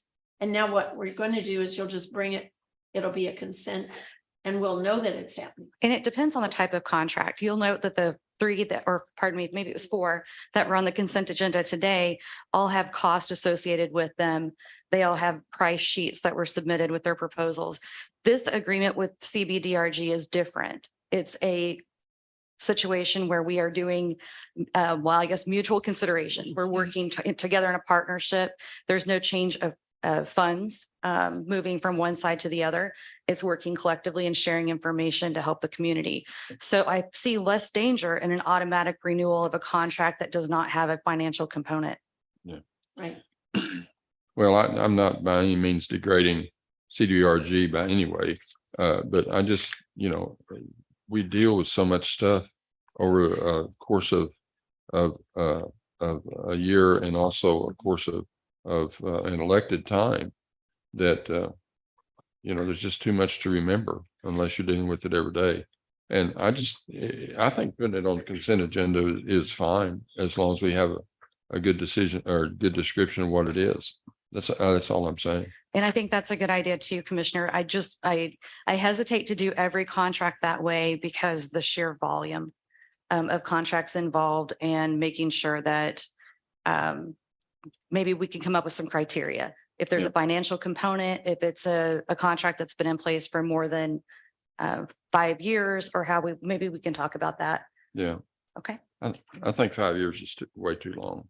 Well, some people like to go 20 and I say, "Heck, no, we're not doing 20 years. No. Thank you. Thank you. Any other question? All right. Commissioner Cheney, Aye. Commissioner Casterline. Aye. Commissioner Russo. Aye. Commissioner Dupnick Aye. and Judge Gottison. Aye, passes 5-0. Item number 18. I move to approve authorizing the county judge to sign the AT&T agreement for limited access to local control for FirstNet to allow the Aransas County IT Department to maintain a list of qualified personnel within Aransas County who are eligible to utilize FirstNet as their personal mobile device provider, which comes at no cost to the county and speeds up the onboarding process for qualified employees. Second. All right, get a motion, get a second. Colin, you want to talk about this? Sure. So FirstNet was created after 9/11 for first responders to have a dedicated network for being able to communicate in a disaster. Any qualified law enforcement, emergency medical, and fire department personnel can go down to AT&T store, prove that they are a law enforcement, first responder person, or someone who supports those direct organizations in a disaster situation. And they can get the FirstNet access, which gives them priority phone calls capability. If everyone else's cell phone's down, as long as the tower is up, their call will be prioritized over someone else's who's not FirstNet, so that they can get their calls through. This speeds up the process in that as long as they're employed with the county and they meet the criteria, all we have to do is go and submit their name, and they can go down and buy their phone and set up their account and continue the process without any additional steps of waiting and verifying that they are a qualified person. Basically, we submit their name and it's done. This just allows us to kind of speed that process up and make it where they don't have to go down and prove who they are. They can just go down and get their device if they so choose to take part of FirstNet. So we provide the names and then they go to the store. Right. And They they, already have a phone. Can they use that? if their phone is compatible, Okay. all they would have to do is replace the subscriber information on that phone and set up and pay for their personal account. Thank you. All right, any questions? Let's go and vote. Commissioner Cheney, Aye. Commissioner Casterline. Aye. Commissioner Russo, Aye. Commissioner Dupnick Aye. and Judge Gottison. Aye, passes 5-0. Item number 19. I move to approve an amendment to the contract for professional engineering services between Aransas County and G&W Engineers for the HMGP standby generator projects to add an additional project location at the transfer station to the contract for a total increase in cost of $27,400 for a new total contract price $82,200, which contract is funded through a federal emergency management agency 404 hazard mitigation grant administered through the Texas Department of Emergency Management. Second. All right. So John's not here to speak on that.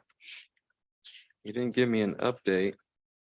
But back in 2018, Aransas County applied to TDM for 13 generator installation grants under the FEMA 404 Hazard Mitigation Grant Program.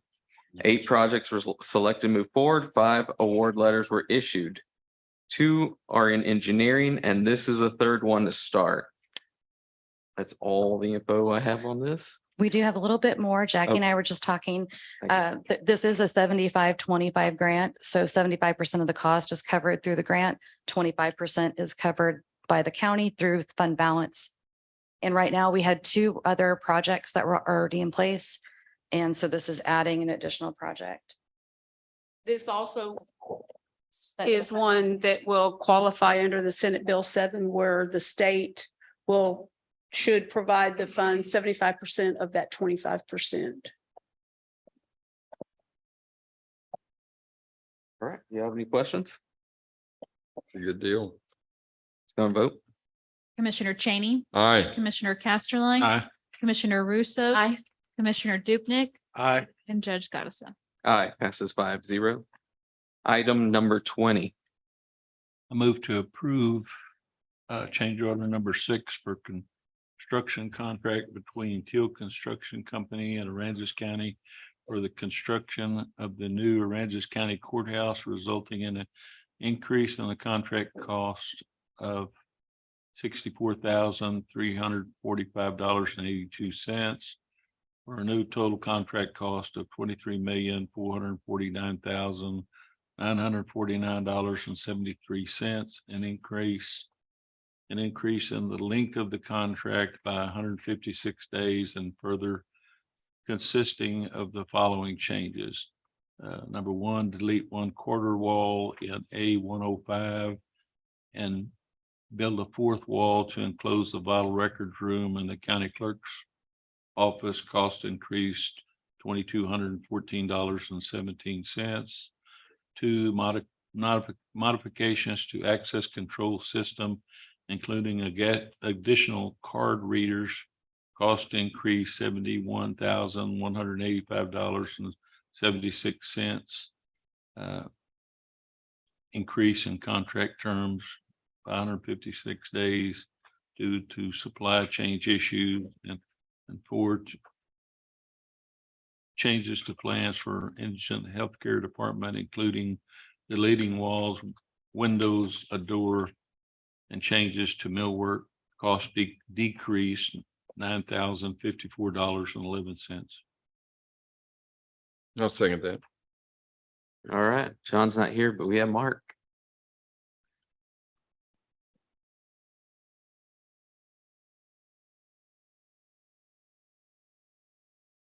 Judge Garza, thank you for having me, commissioners, other members. Yeah, I'd like to start with the first change order that involves the 4th wall vital records. And I believe that was instigated because the vital records room had a window that faced the exterior, and they wanted to delete the window because the UV light was detrimental to the vital records. So they shortened the wall, pushed it back to make that window part of the corridor rather than the vital records room. Just for the record, your name and who you're with. I'm sorry, Mark Williams, Broadus and Associates. I'm the project manager for the county. All right, so that was change proposal 33. Right, that's the first one. Yes, sir. Do we have any questions on that one? I can speak to it if you have any further questions. It wasn't about the UV rays. It's about us having the ability to sell birth certificates. Our paper has to be behind 2 locked doors, and a window in that room does not meet that criteria. All right, thank you. The second one is regarding the PR5, which was issued due to additional access control devices requested by the county. That breakdown is attached in the change order document. It included 12. Excuse me, I have to put my glasses on. It included 12 control card readers, 19 other readers, a life safety power supply, 3 of those, and then some steel door contacts, as well as some other devices that were required. There's a complete breakdown of the cost of those items. Was totaled at $43,699, and the labor to install those was $17,264. Can we get Colin to speak from that? I think that's something that he. I can help speak on this. A lot of these readers came down when we reviewed a plan back in, I believe it was September, that we were given to review the what was proposed to be the final build out of the building. And Colin, that's September 2022. I believe it was. Okay, thanks. And then I also have documents back to September or November of 21, where we took an initial review at the plan. Some of these doors were found that were coming out of the same courtroom into adjoining secure corridors, where one door had a lock, one door, for whatever reason, the builders, whoever drew up the initial plan, did not put those on there. So we marked them up to put those on there as well, that they needed to be secured doors.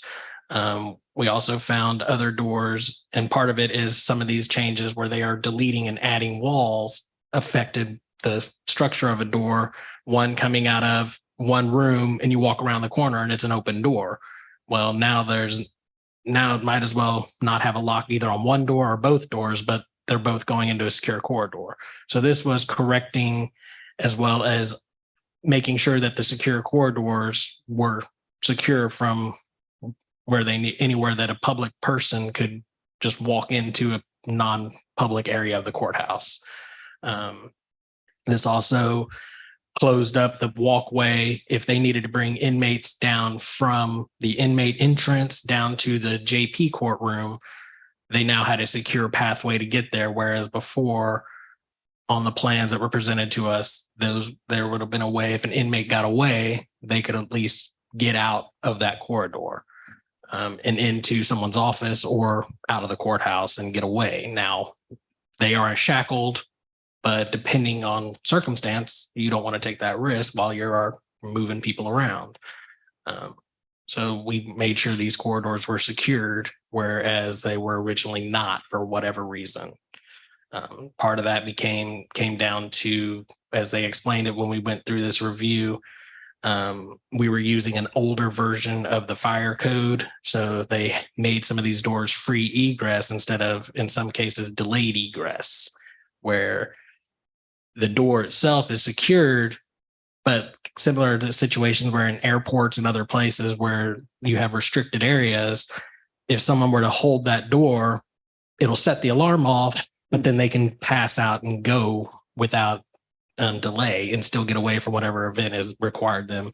But somebody's going to be alerted that that door was opened. It was an unauthorized emergency exit, basically. And so we included access for delayed egress at devices, or there should be.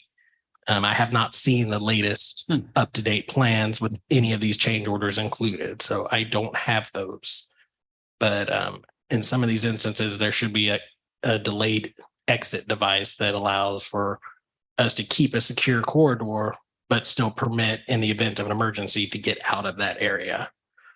And that's basically what these changes were. And So some are because of changes that were made later, but some are oversights. some appear to be oversights and some were due to changes, correct? Well, I'd really like for Colin and his staff to be able to get the most recent update of the design so they can see if there are any other things that have possibly been missed. I believe Colin has the latest update.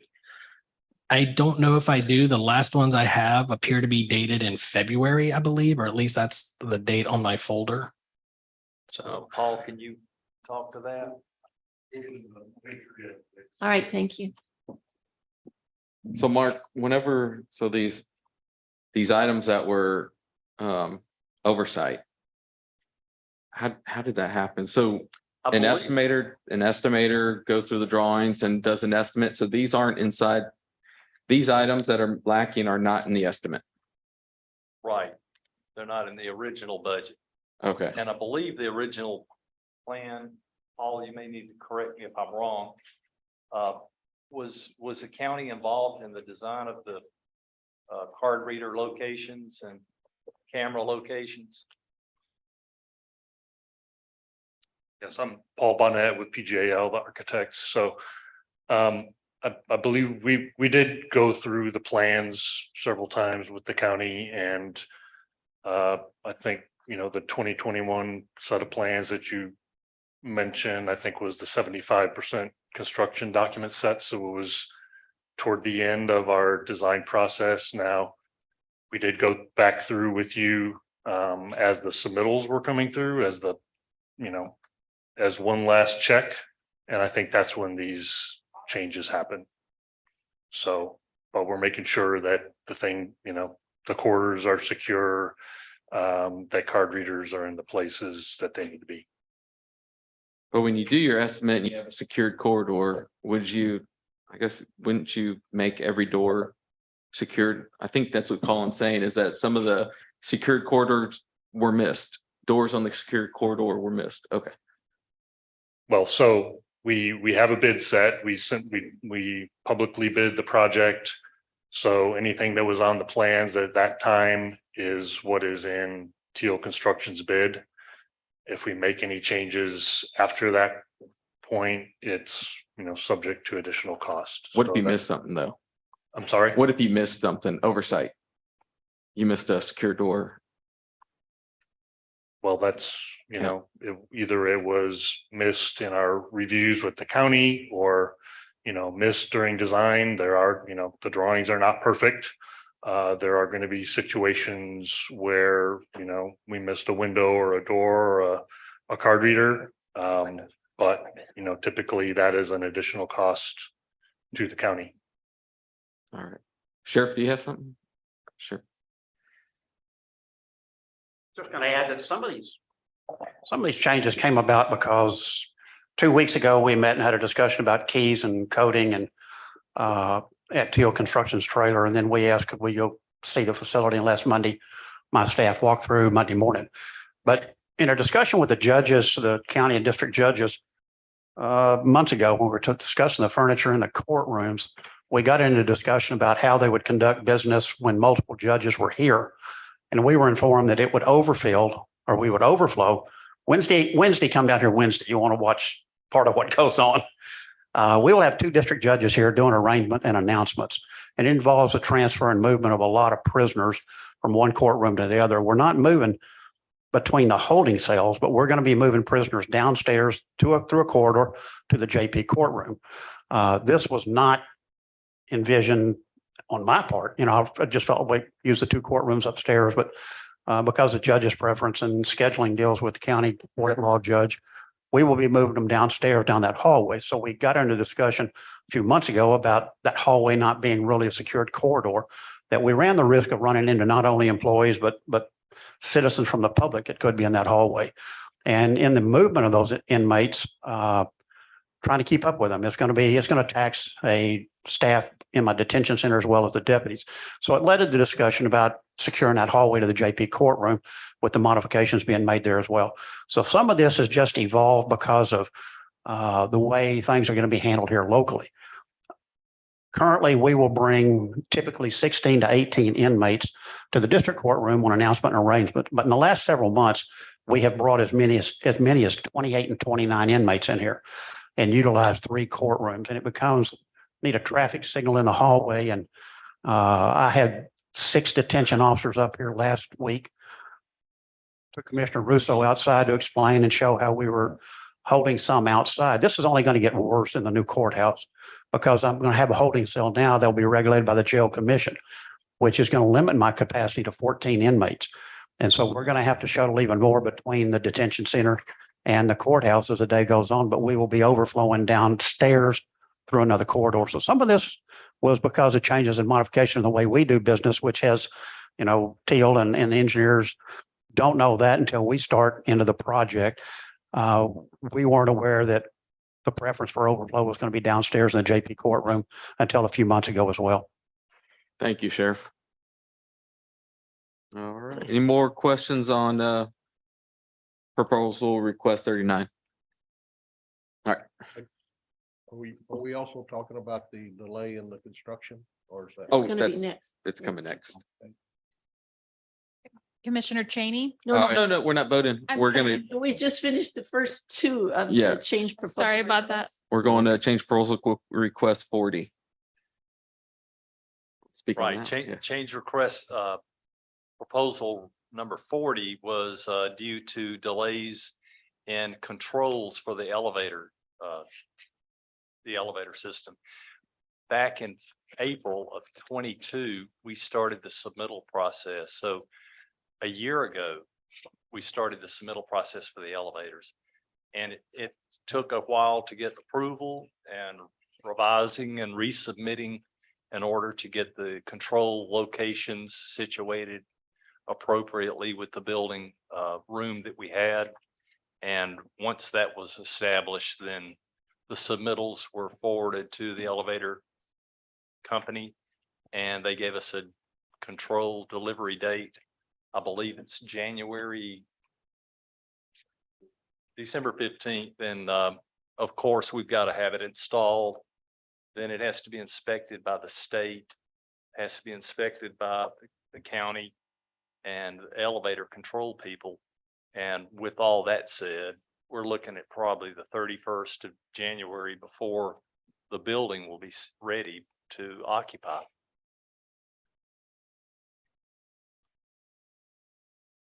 When you're talking about the submittals for the elevator, approval from who? They came from Teal Construction Company, but originally Teal has a subcontractor. I believe it's TDK. Is that correct, Justin? Yes, TDK Elevator Company. So those submittals come from a vendor to Teal, then to Teal to the design team for review and approval. Okay. Is that the only item that is lacking for your That one item, the elevator controls, basically dictates the construction timeline.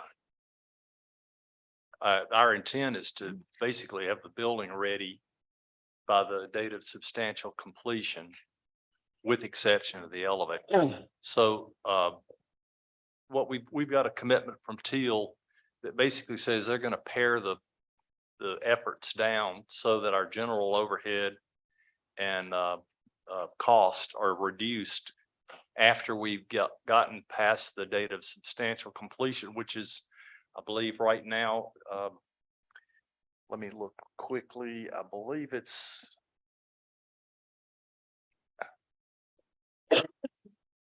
correct me if I'm wrong, Jamie. I believe it's August the 5th. Is that right?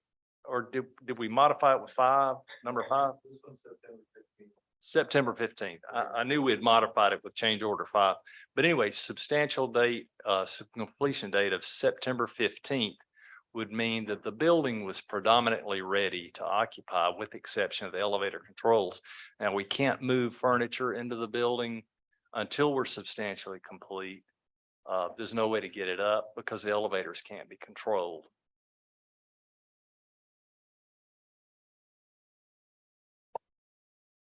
So this is, I mean, you can't control that. I mean, this is out of your control It is. for the delay. But everything else, I mean, I'd like to see progress on everything else. That- You know, that's we've in- been that is- working on the roof for quite a while now. It's still not complete. We've had some backup and punts on the roof, but I think we've got all that under control. I feel real good about what we've done in an effort to have the underlayment vendor come in and certify what he sees, make any modifications we needed to make. That is underway, and the standing seam roofing is progressing. I feel real good about the direction we've. Mark, are you saying that the underlayment has not been replaced? No, the underlayment doesn't need to be replaced. The underlayment manufacturer came in and gave us a repair procedure for that underlayment. Can you provide that to me after court? Sure, Thank you. absolutely. It seems like on the roof on the tower that there's been some wind damage. Must have ripped some of it up when I drove through town this morning. Part of the underlaying is ripped off pretty good bit of the roof on the tower.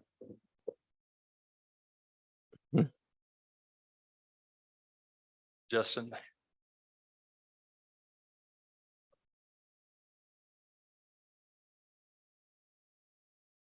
I'm Justin McComb with Teal Construction. I haven't been by the site this morning to see that, but it's kind of a catch-22 on the underlayment issues that we were talking about. So the underlayment adheres to itself as it overlaps in the joints. We had gone in due to the high winds and the high elevations, and we had put in some little tack nails on each one of those seams to keep the underlayment from moving. And so part of our repair process that we'll get over to you guys after the meeting was to go in and just put patches on top of those so that there was no connection of different materials. And so the fact that the underlayment has pulled off, as you saw this morning, is a result of not taking those measures to put those caps in. So if it did blow off, we'll go back in there and we'll get it put back on. We may end up putting those nails on just to continue to hold it until we can get the roof panels. But then the procedures that the manufacturers gave us will be followed in order to keep going. I'm gonna try to keep us on the agenda item. I apologize. I kind of helped us veer off of it a tiny bit. So let's stick to the things that are on the change order if possible, but immediately after Commissioners Court, if the two of you could visit with Judge Garza, and I'd like to be there just briefly to get caught up on that. No problem. Thank you. As I was saying earlier, so, you can't control, when was the elevator actually ordered? After all the approvals were done? So the elevator was actually ordered, or the order was placed in December. Once it got put through, we finally got a delivery date around February. By the time it goes through their process and works into their schedule, everything was set for the 1st of September at that point. And then early March, they came back and said, we're having problems getting some of the control boards for inside of the controllers. And those have now been pushed out from their manufacturer until the middle of December. And so the elevator can be controlled for construction purposes in order to work above and below it safely, but due to fire restrictions and certifications from the state, you're not allowed to put people or furniture or operate it with occupants in it until the final controls are in to where you can set speeds, you can set stops. You've got a fire recall on it, all those kinds of things to it. So that's, the elevator will be in, it'll sit idle for a little bit until the controls come in. It'll be a couple weeks to get the actual controls installed. That puts us real close to Christmas. And then you've got your elevator company certification, you've got the state certification. The local fire marshal will have to come in and look at it, and then the building official. So there's a series of inspections that go in after it to make sure that everything is compliant, everything is working properly. And then at that point, the building can be turned over. Is the excuse me, is the delay mainly because of issues overseas? And yes, yeah, okay, correct. So that's a China issue. Mhm. Okay. All right. Well, So that's not much we can do about that. yeah, you can't control that, but you can control everything else. So we're Right. gonna have a complete building just without a working elevator. Correct. So that's our goal. The inside, I think some of y'all have been through the building itself. The inside is progressing. We are getting close to tape, float, and paint on the inside. Your flooring, your wall coverings, your millwork, all that's ready to go and be brought in. So our goal is still to push through and kind of ignore the elevator item for now and continue working and progressing through. So that comes September, October, November, December, all we're doing is putting in the elevator, waiting on the controls, getting the controls and doing inspections. So. Jen, can we approve, say, time for the elevator, but everything else, keep them on contract or keep them on schedule for everything else? I'm sorry, can you repeat Like, that? Can we approve a delay just for the elevator, but everything else, keep them on contract? Okay. No, the change in the contract term is just either a complete increase for the scope or a decrease for the change in scope. So I would say no. Okay. I've never built commercial, but I've built small houses and I had a 90-day deadline. I was in Nueces County building, and during COVID, they pulled everybody out of the health department to go do COVID tests, and I had to do septic tanks. So, I'm coming on day 80 and there's no permit issued. So I'd go stop the clock and I'd have a complete house. I put grass down knowing I was going to dig it up later. Right. And some houses I couldn't put my flat work, my driveway, because that's where your septic tank was going to drive through. But we're able to stop the clock and then get the septic tank, and they give me 2 days to finish the house. Sure. But I know you can't control this controls and I'd be leery to add more time in the future. But everything else, I hope you could, that you can control, you get done. Right. No, and I mean, every day we go to work, it's costing us money to be there. So our goal is still get out, like Mark said, downsize everything we can. As soon as we get the interior of the building, finish the exterior of the building wrapped up. And then we've just got, really a skeleton crew trying to get that elevator and the controls in. So no, it's high on our priority list to get this building complete and get it ready to turn over just as soon as those controls are in. So while we're on the topic of time, if y'all don't mind me interjecting here, at what point will we need to know kind of when my team can get into the building? Because until the network is constructed in the building also can't really be used. And we really can't move our equipment up and down without a working elevator. So I'm going to be the bad guy again and say that that's not within the item that we Sure. presented today, but maybe you want to stop by the judge's office afterward. Okay. I have a question, I think. I'm not sure the exchange between Jen and the judge. If there was an intent to maybe approve a portion of these change orders and pull one out for non-approval, or if Jen was saying, no, we can't do that. We have to take them as a whole. Let me rephrase what we were saying. Okay. The items here are listed all together in change order number 6, but there are 4 separate components. You're asking if you could approve 3 out of the 4, for example. That is an option that the court could take. What Judge Garza and I were talking about is on the extension of time in item number 3, increase in contract term by 156 days due to supply chain issues. He was asking if that we could keep them on the current deadline for everything except for the elevator. And I was suggesting that generally when we have a change in term, the amount of time they get, it's for all of the scope of the contract. We wouldn't normally expect them to keep doing everything else while they're waiting on that one component, because they have costs that are associated with mobilization and demobilization and a whole bunch of other things. So normally we would just say the total time frame has been increased by 156 days, and it would be up to the contractor to figure out how to best use that time. Thank you. But if you like to break these up, by all means, amend the motion. I Not don't see necessarily. how we can break these up. I mean, these are all, some of these may be partly on the county's responsibility Yep. because of lack of oversight on the counties. The other thing is everything, from what I'm hearing, is needed for us to have the courthouse in compliance for public safety. So to me, it's hard to. Yeah, I'm not interested in breaking it up. I just couldn't understand if that's what they were suggesting. And I also don't know if you've finished the 4th change order. Yeah, we haven't hit that one Okay. yet.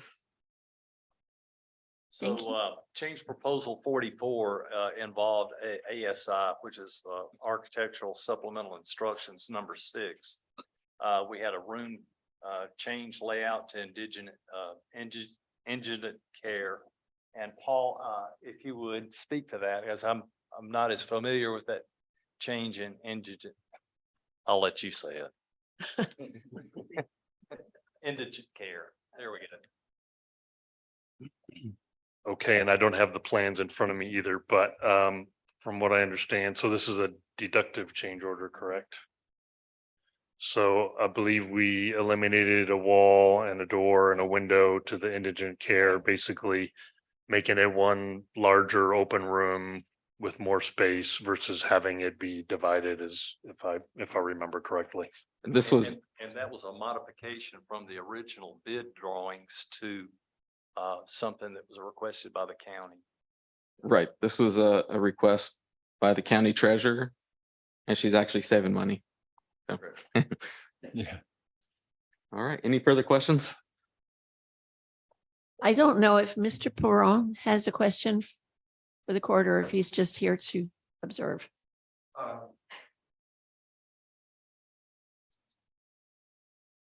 I really don't. I already spoke to Teal. I was just here to assess the impact to summer showers, the sculpture we're placing in Celebration Plaza. I was reminded that that's being handled by a different contractor and assured by Justin McComb that, that we will be able to install it without any potential damage to the sculpture caused by any exterior work, because it will be substantially completed by then. Thank you. Thank you. All right, there are no further questions. Commissioner Cheney, This is to approve as presented, right? Yes, sir. I approve. Commissioner Casterline, Aye. Commissioner Russo. Aye. Commissioner Dupnick, Aye. Judge Garza. Aye. Passes 5-0. Item number 21. I move to approve authorizing the county judge to sign a rental agreement with the town of Fulton for use of the Fulton Convention Center for May 23rd, 2023 to host a joint evacuation transportation triage training for Aransas and San Patricio counties for the reduced cost of $350. Second. Got a motion, got a second. Mr. Gear, would you like to speak on this? Good morning. And so this is the $350 is a cleaning fee that couldn't be waived. Otherwise, Mayor Kelly Cole, Mayor of Fulton, did waive all of the rental fees for the facility for that time. And it's going to be about a 2-hour training, but it's going to be between Aransas County and San Patricio County joint training. This is Department of Health Services, Department of State Health Services, DSA, HS. It's going to come down and provide the training. And because our two counties are pretty small, they thought it'd be better if we could kind of group up and do it at one time and save some costs for the state to send somebody down. So Fulton Convention Center seemed to be a logical place if we were going to host it in Aransas County. I think they were looking at their convention center over in AP if we were going to do it over there. But I kind of won the arm wrestling contest to have it over here in exchange for the $350 cleaning fee, because I thought it'd be a little bit more convenient for our people to have it over here. So anyway, that's all we're asking for today, is the judge to authorize the judge to sign the no charge lease agreement, and then I'll pay the $350 cleaning fee out of the emergency management budget. All right, I appreciate it. Thank you.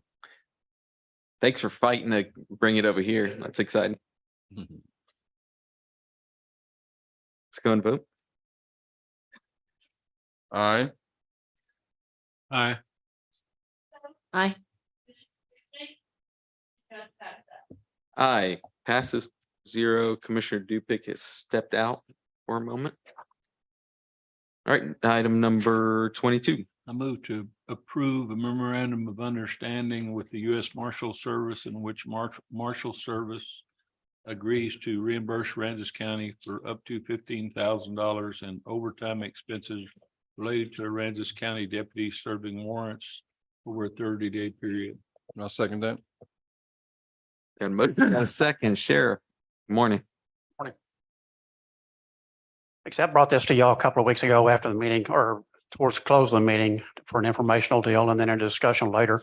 The auditors have received a 2-page MOU about how the funding would be handled or transpired. So it was decided then that it needed to come before the court for an agreement. This dates back to 2012. We've had an MOU with the Marshals Fugitive Task Force, and I've had a person that's been assigned to them. When they come to the county, he assists them, and they've assisted us over the years. And this is an expansion of it. It's an Operation Triple Beam that they've done a couple of years. The U.S. Marshal Service has done this year. They picked Aransas County as a partner and a recipient in this, whereby they will reimburse the overtime rate for deputies to target fugitives that they've been looking for, felony offenders in the area in a warrant roundup on an overtime basis. And they'll fund it up to $15,000, which is about what depends on the participation, and it'll be what we could utilize in a month or close to it if the deputies come through and do that in lieu of Stone Garden on these days that they've been working. But it'll be an effort to reduce our warrant bank, bring people back to the courts that have eluded them. And over the last several months, the Marshal Service has worked with us. And I brought a report a few weeks ago and talked about an individual that we brought back from Puerto Rico 2 weeks ago on a warrant that they had found him when he had applied for a passport. But it's we met with the marshal last Thursday at a staff meeting, and he went over the guidelines with them. And there's a lot of emphasis on safety. These gentlemen did go to the courthouse last Wednesday in Corpus Christi and were sworn in by the marshal for the Southern District, T. Michael O'Connor, formerly out of Victoria. he did a swearing in ceremony for the deputies that were participating. This is just asking for y'all's approval on the documentation submitted. When that, with the approval and the documentation going through the channels later today, hopefully tomorrow we would start on this and our 30-day window would start then. So this says the agreement is in effect from April 17th through June 14th. But we're really going to enter it starting tomorrow? Yes, it's a 30 to 45-day window, and he said it would be adjustable depending on when we got it underway. That's the effective date that's listed on the agreement because it's not being entered into until now and no work's been done. The effective date is more like tomorrow. But that is the date listed on the document. Sorry about that.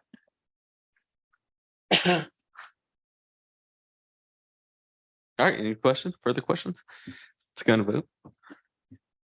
Commissioner Cheney, Aye. Commissioner Casterline. Aye. Commissioner Russo, Aye. Commissioner Dupnick, Aye. and Judge Garza. Aye, passes 5-0. Item number 23. I move to approve the adoption of a citizens participation plan for the County of Aransas for the Texas General Land Office Community Development Block Grant Mitigation Method of Distribution Program and authorizing the county judge to sign all necessary documents. Second. Got a motion, got a second. Can you tell us about this, Jackie? Oh, Yes, sir, I I'm sorry. could, but Natalie is I here did with see Grant Natalie, Works hey. and she'll be happy to answer everything. Good morning, I'm Natalie Morning. with Grant Works. I'm the one writing your MITMOD application. This is just basically a requirement of the grant. I'm just saying that you'll include the citizens of Aransas County in it. Should anybody want to put any input in on it, they'll send it to the judge's office. We at Grant Works, of course, will help you take care of that should any of that ever come up. And that's just basically all this is saying. All right. Any questions? All right. Thank you. Thank you. Well, just. Oh, real I'm sorry. quick. Is this something that we might take advantage of in a short citizens meeting, just a workshop? Yeah. To kind of let everybody know what GLO is doing and why we're doing this. And then you can pick your community from there. Okay. Thank you. Did you have something to say, Jen? I was just going to say that this document just puts forth what the plan is to involve citizens as the process moves forward. So I'm not sure if, I think you're suggesting, Commissioner, that we should have a workshop before we approve the citizen No, no. participation plan? No, I'm just saying this would be a good opportunity to have a workshop to help with this plan. No, we need to approve the plan now. Okay. That's part of the That's part of citizens the plan. participation plan that Natalie will be working on, Yes. if I understand this correctly. Yes, and we have, the projects have already been selected for this grant, and they're working on the applications right now. This is what the plan is a part of that application. Yeah, well, I appreciate that. But we've done so many we've done so many things that it wouldn't hurt to have a little. No, you know, I agree. I agree. little thing for that. Thank you. Thank you so much. Thank you.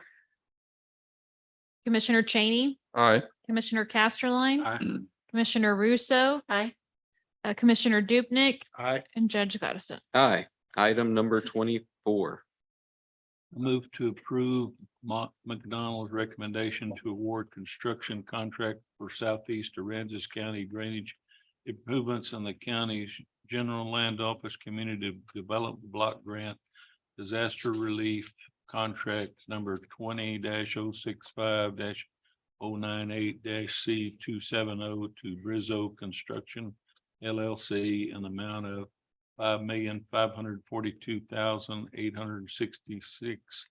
$5,542,866.32 and authorize the county judge to sign the contract.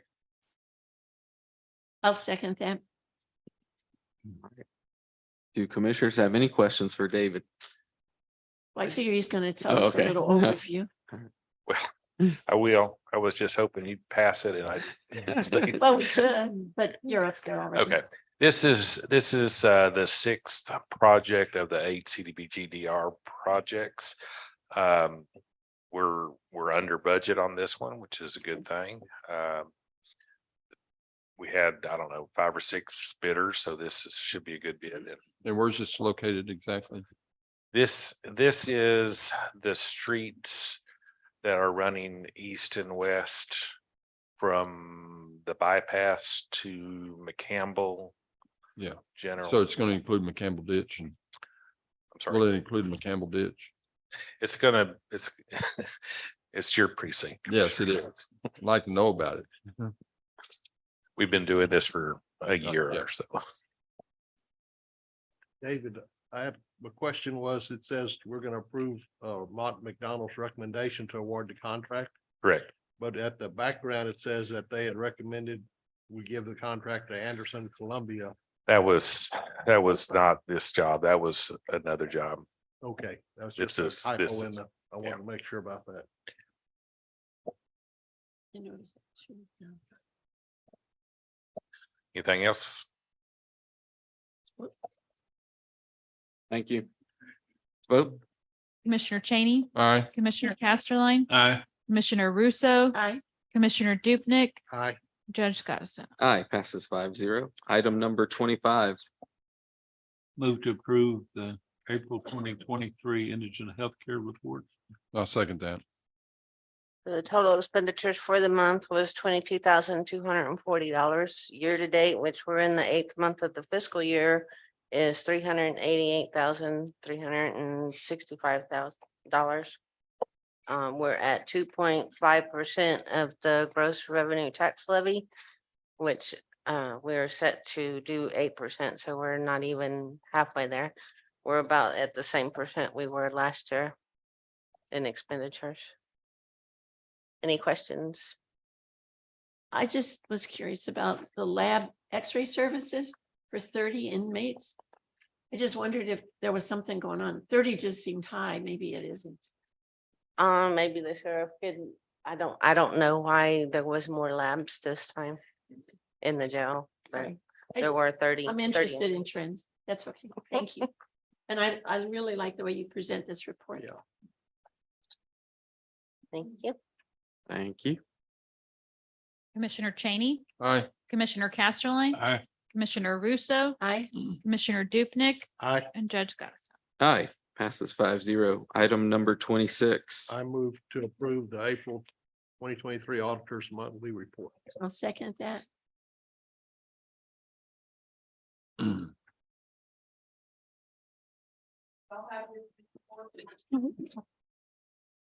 Sorry. I really like these bar graphs. Thank you for doing that. I did add that. That is actually a report that we get from the Municipal Advisory Council MAC report. They send us the sales tax and it's got from day one that we ever started collecting Great, thank you. taxes.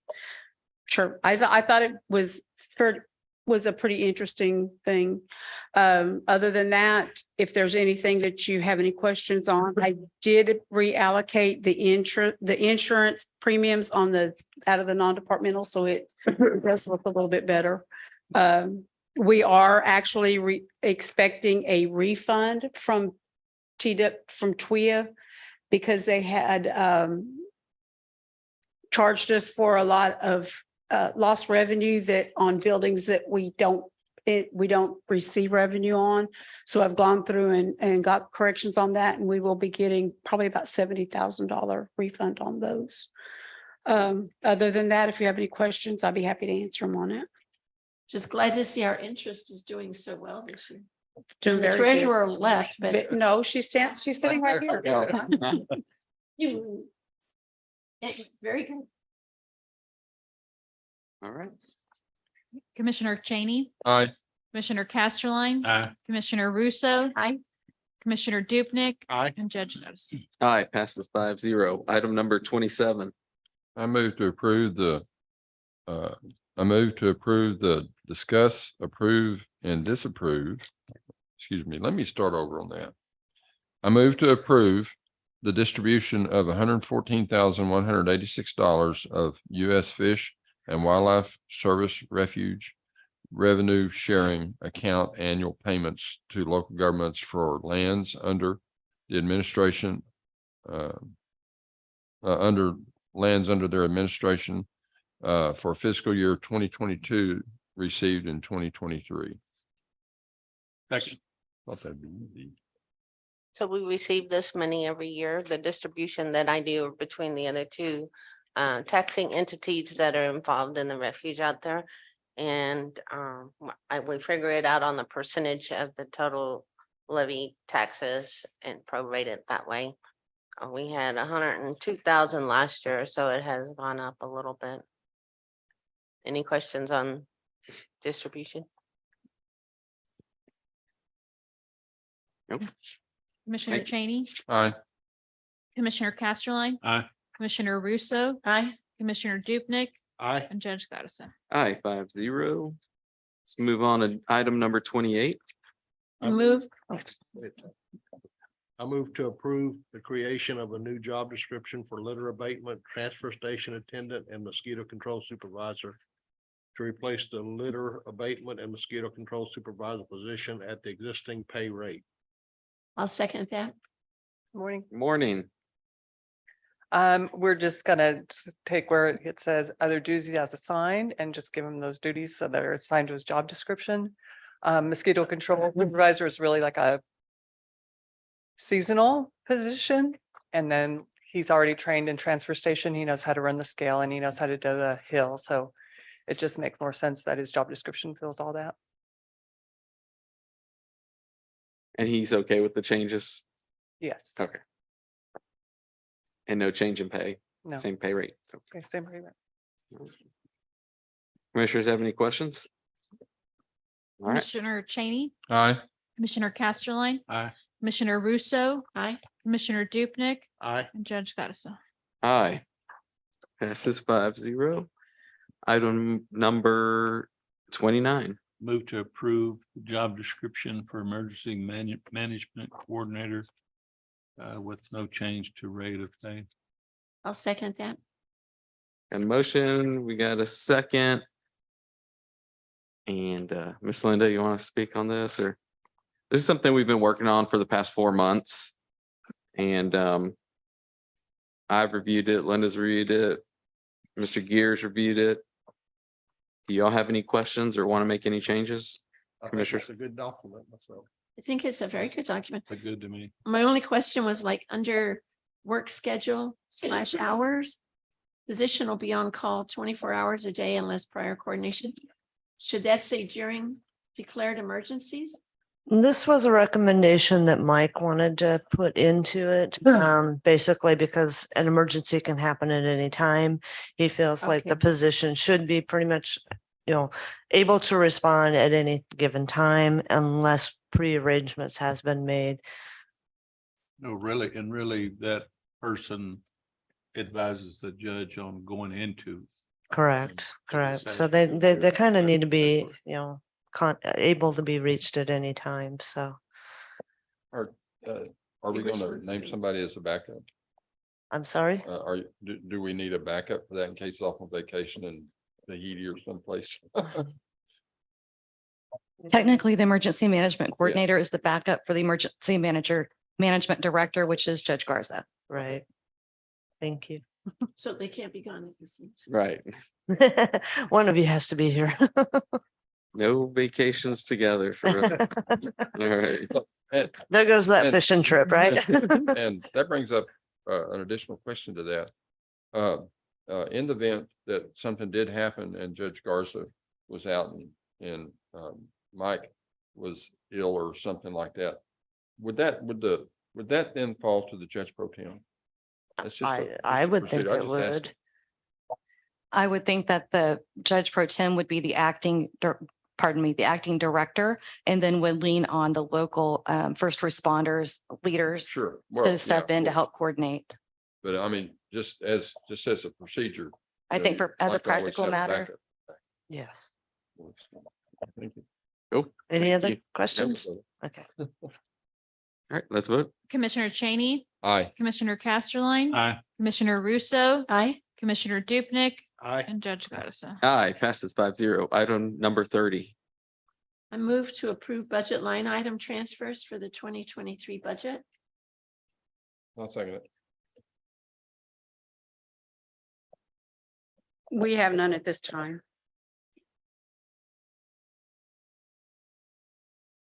Let's vote.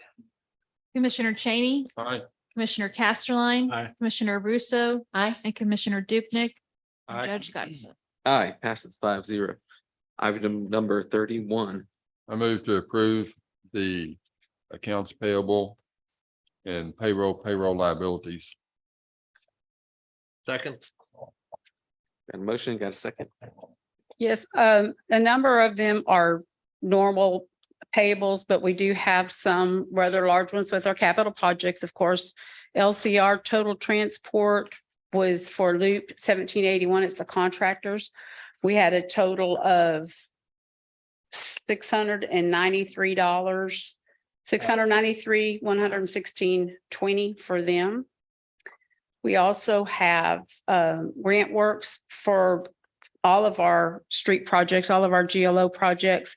Their totals were $49,915 and $143,173.37. We do have Mott McDonald in 430. That was for Cedar Bio. That's some of their final or some of their maintenance or their monitoring for $11,384.83. And PGAL for courthouse was $11,390.86. We have G&W Engineers, which are the generators for the airport field lighting, and road and bridge office was $15,837.20. And Mott McDonald for Little Bay feasibility study, that's the Little Bay project, for $3,797. We also have some of our American Rescue Plan funds. I'm sorry about that. Turn that off. Jail PPE, the protective gear for $3,227.12. And Gerke Excavation, which is doing our Bahia Bay project for the clean water, of $175,855.92. And a check for Teal Construction for the courthouse of $850,081.58. Most of the rest of it is just all average normal bills. If you have any questions, I'll be happy to answer them. Jackie, what did you say you had for the Little Bay? It was Mott McDonald, and that is part of the Little Bay project that we're doing for the Right. No, I'm familiar. resiliency. What was the Yes. amount of money? Oh, I'm sorry. Was, let me see. You got me lost here. $3,797. Thank you. With the exception of that courthouse payment, most of that's related to grant money, right? Yes, sir. In fact, all of it, the American Rescue Plan is money that we already have. The others are grants that we will be requesting reimbursement on. Thank you. Commissioner Cheney, Aye. Commissioner Casterline, Aye. Commissioner Russo, Aye. Commissioner Dupnick, Aye. and Judge Gottesman. Aye, passes 5-0. Now we hear reports from commissioners, elected officials, or department heads. No action will be taken. All right, we got Madam Treasurer.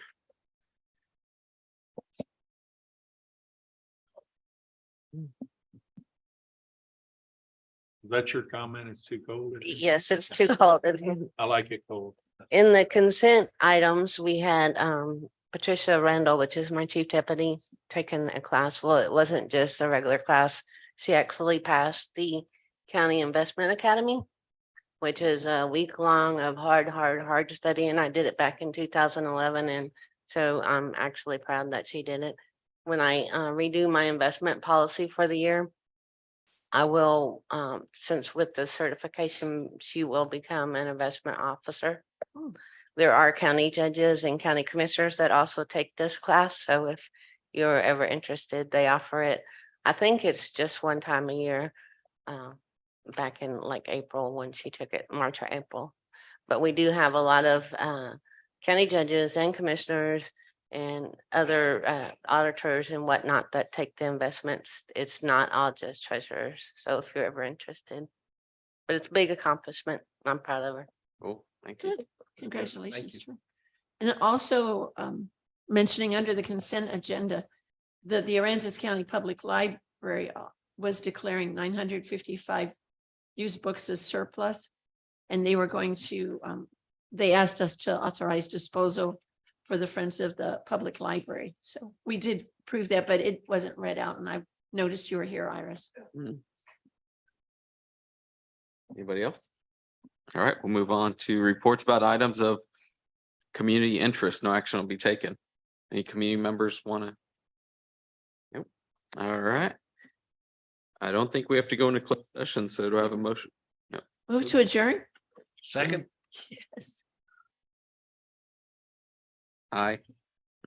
Aye. Commissioner. Aye. Commissioner Cheney, Aye.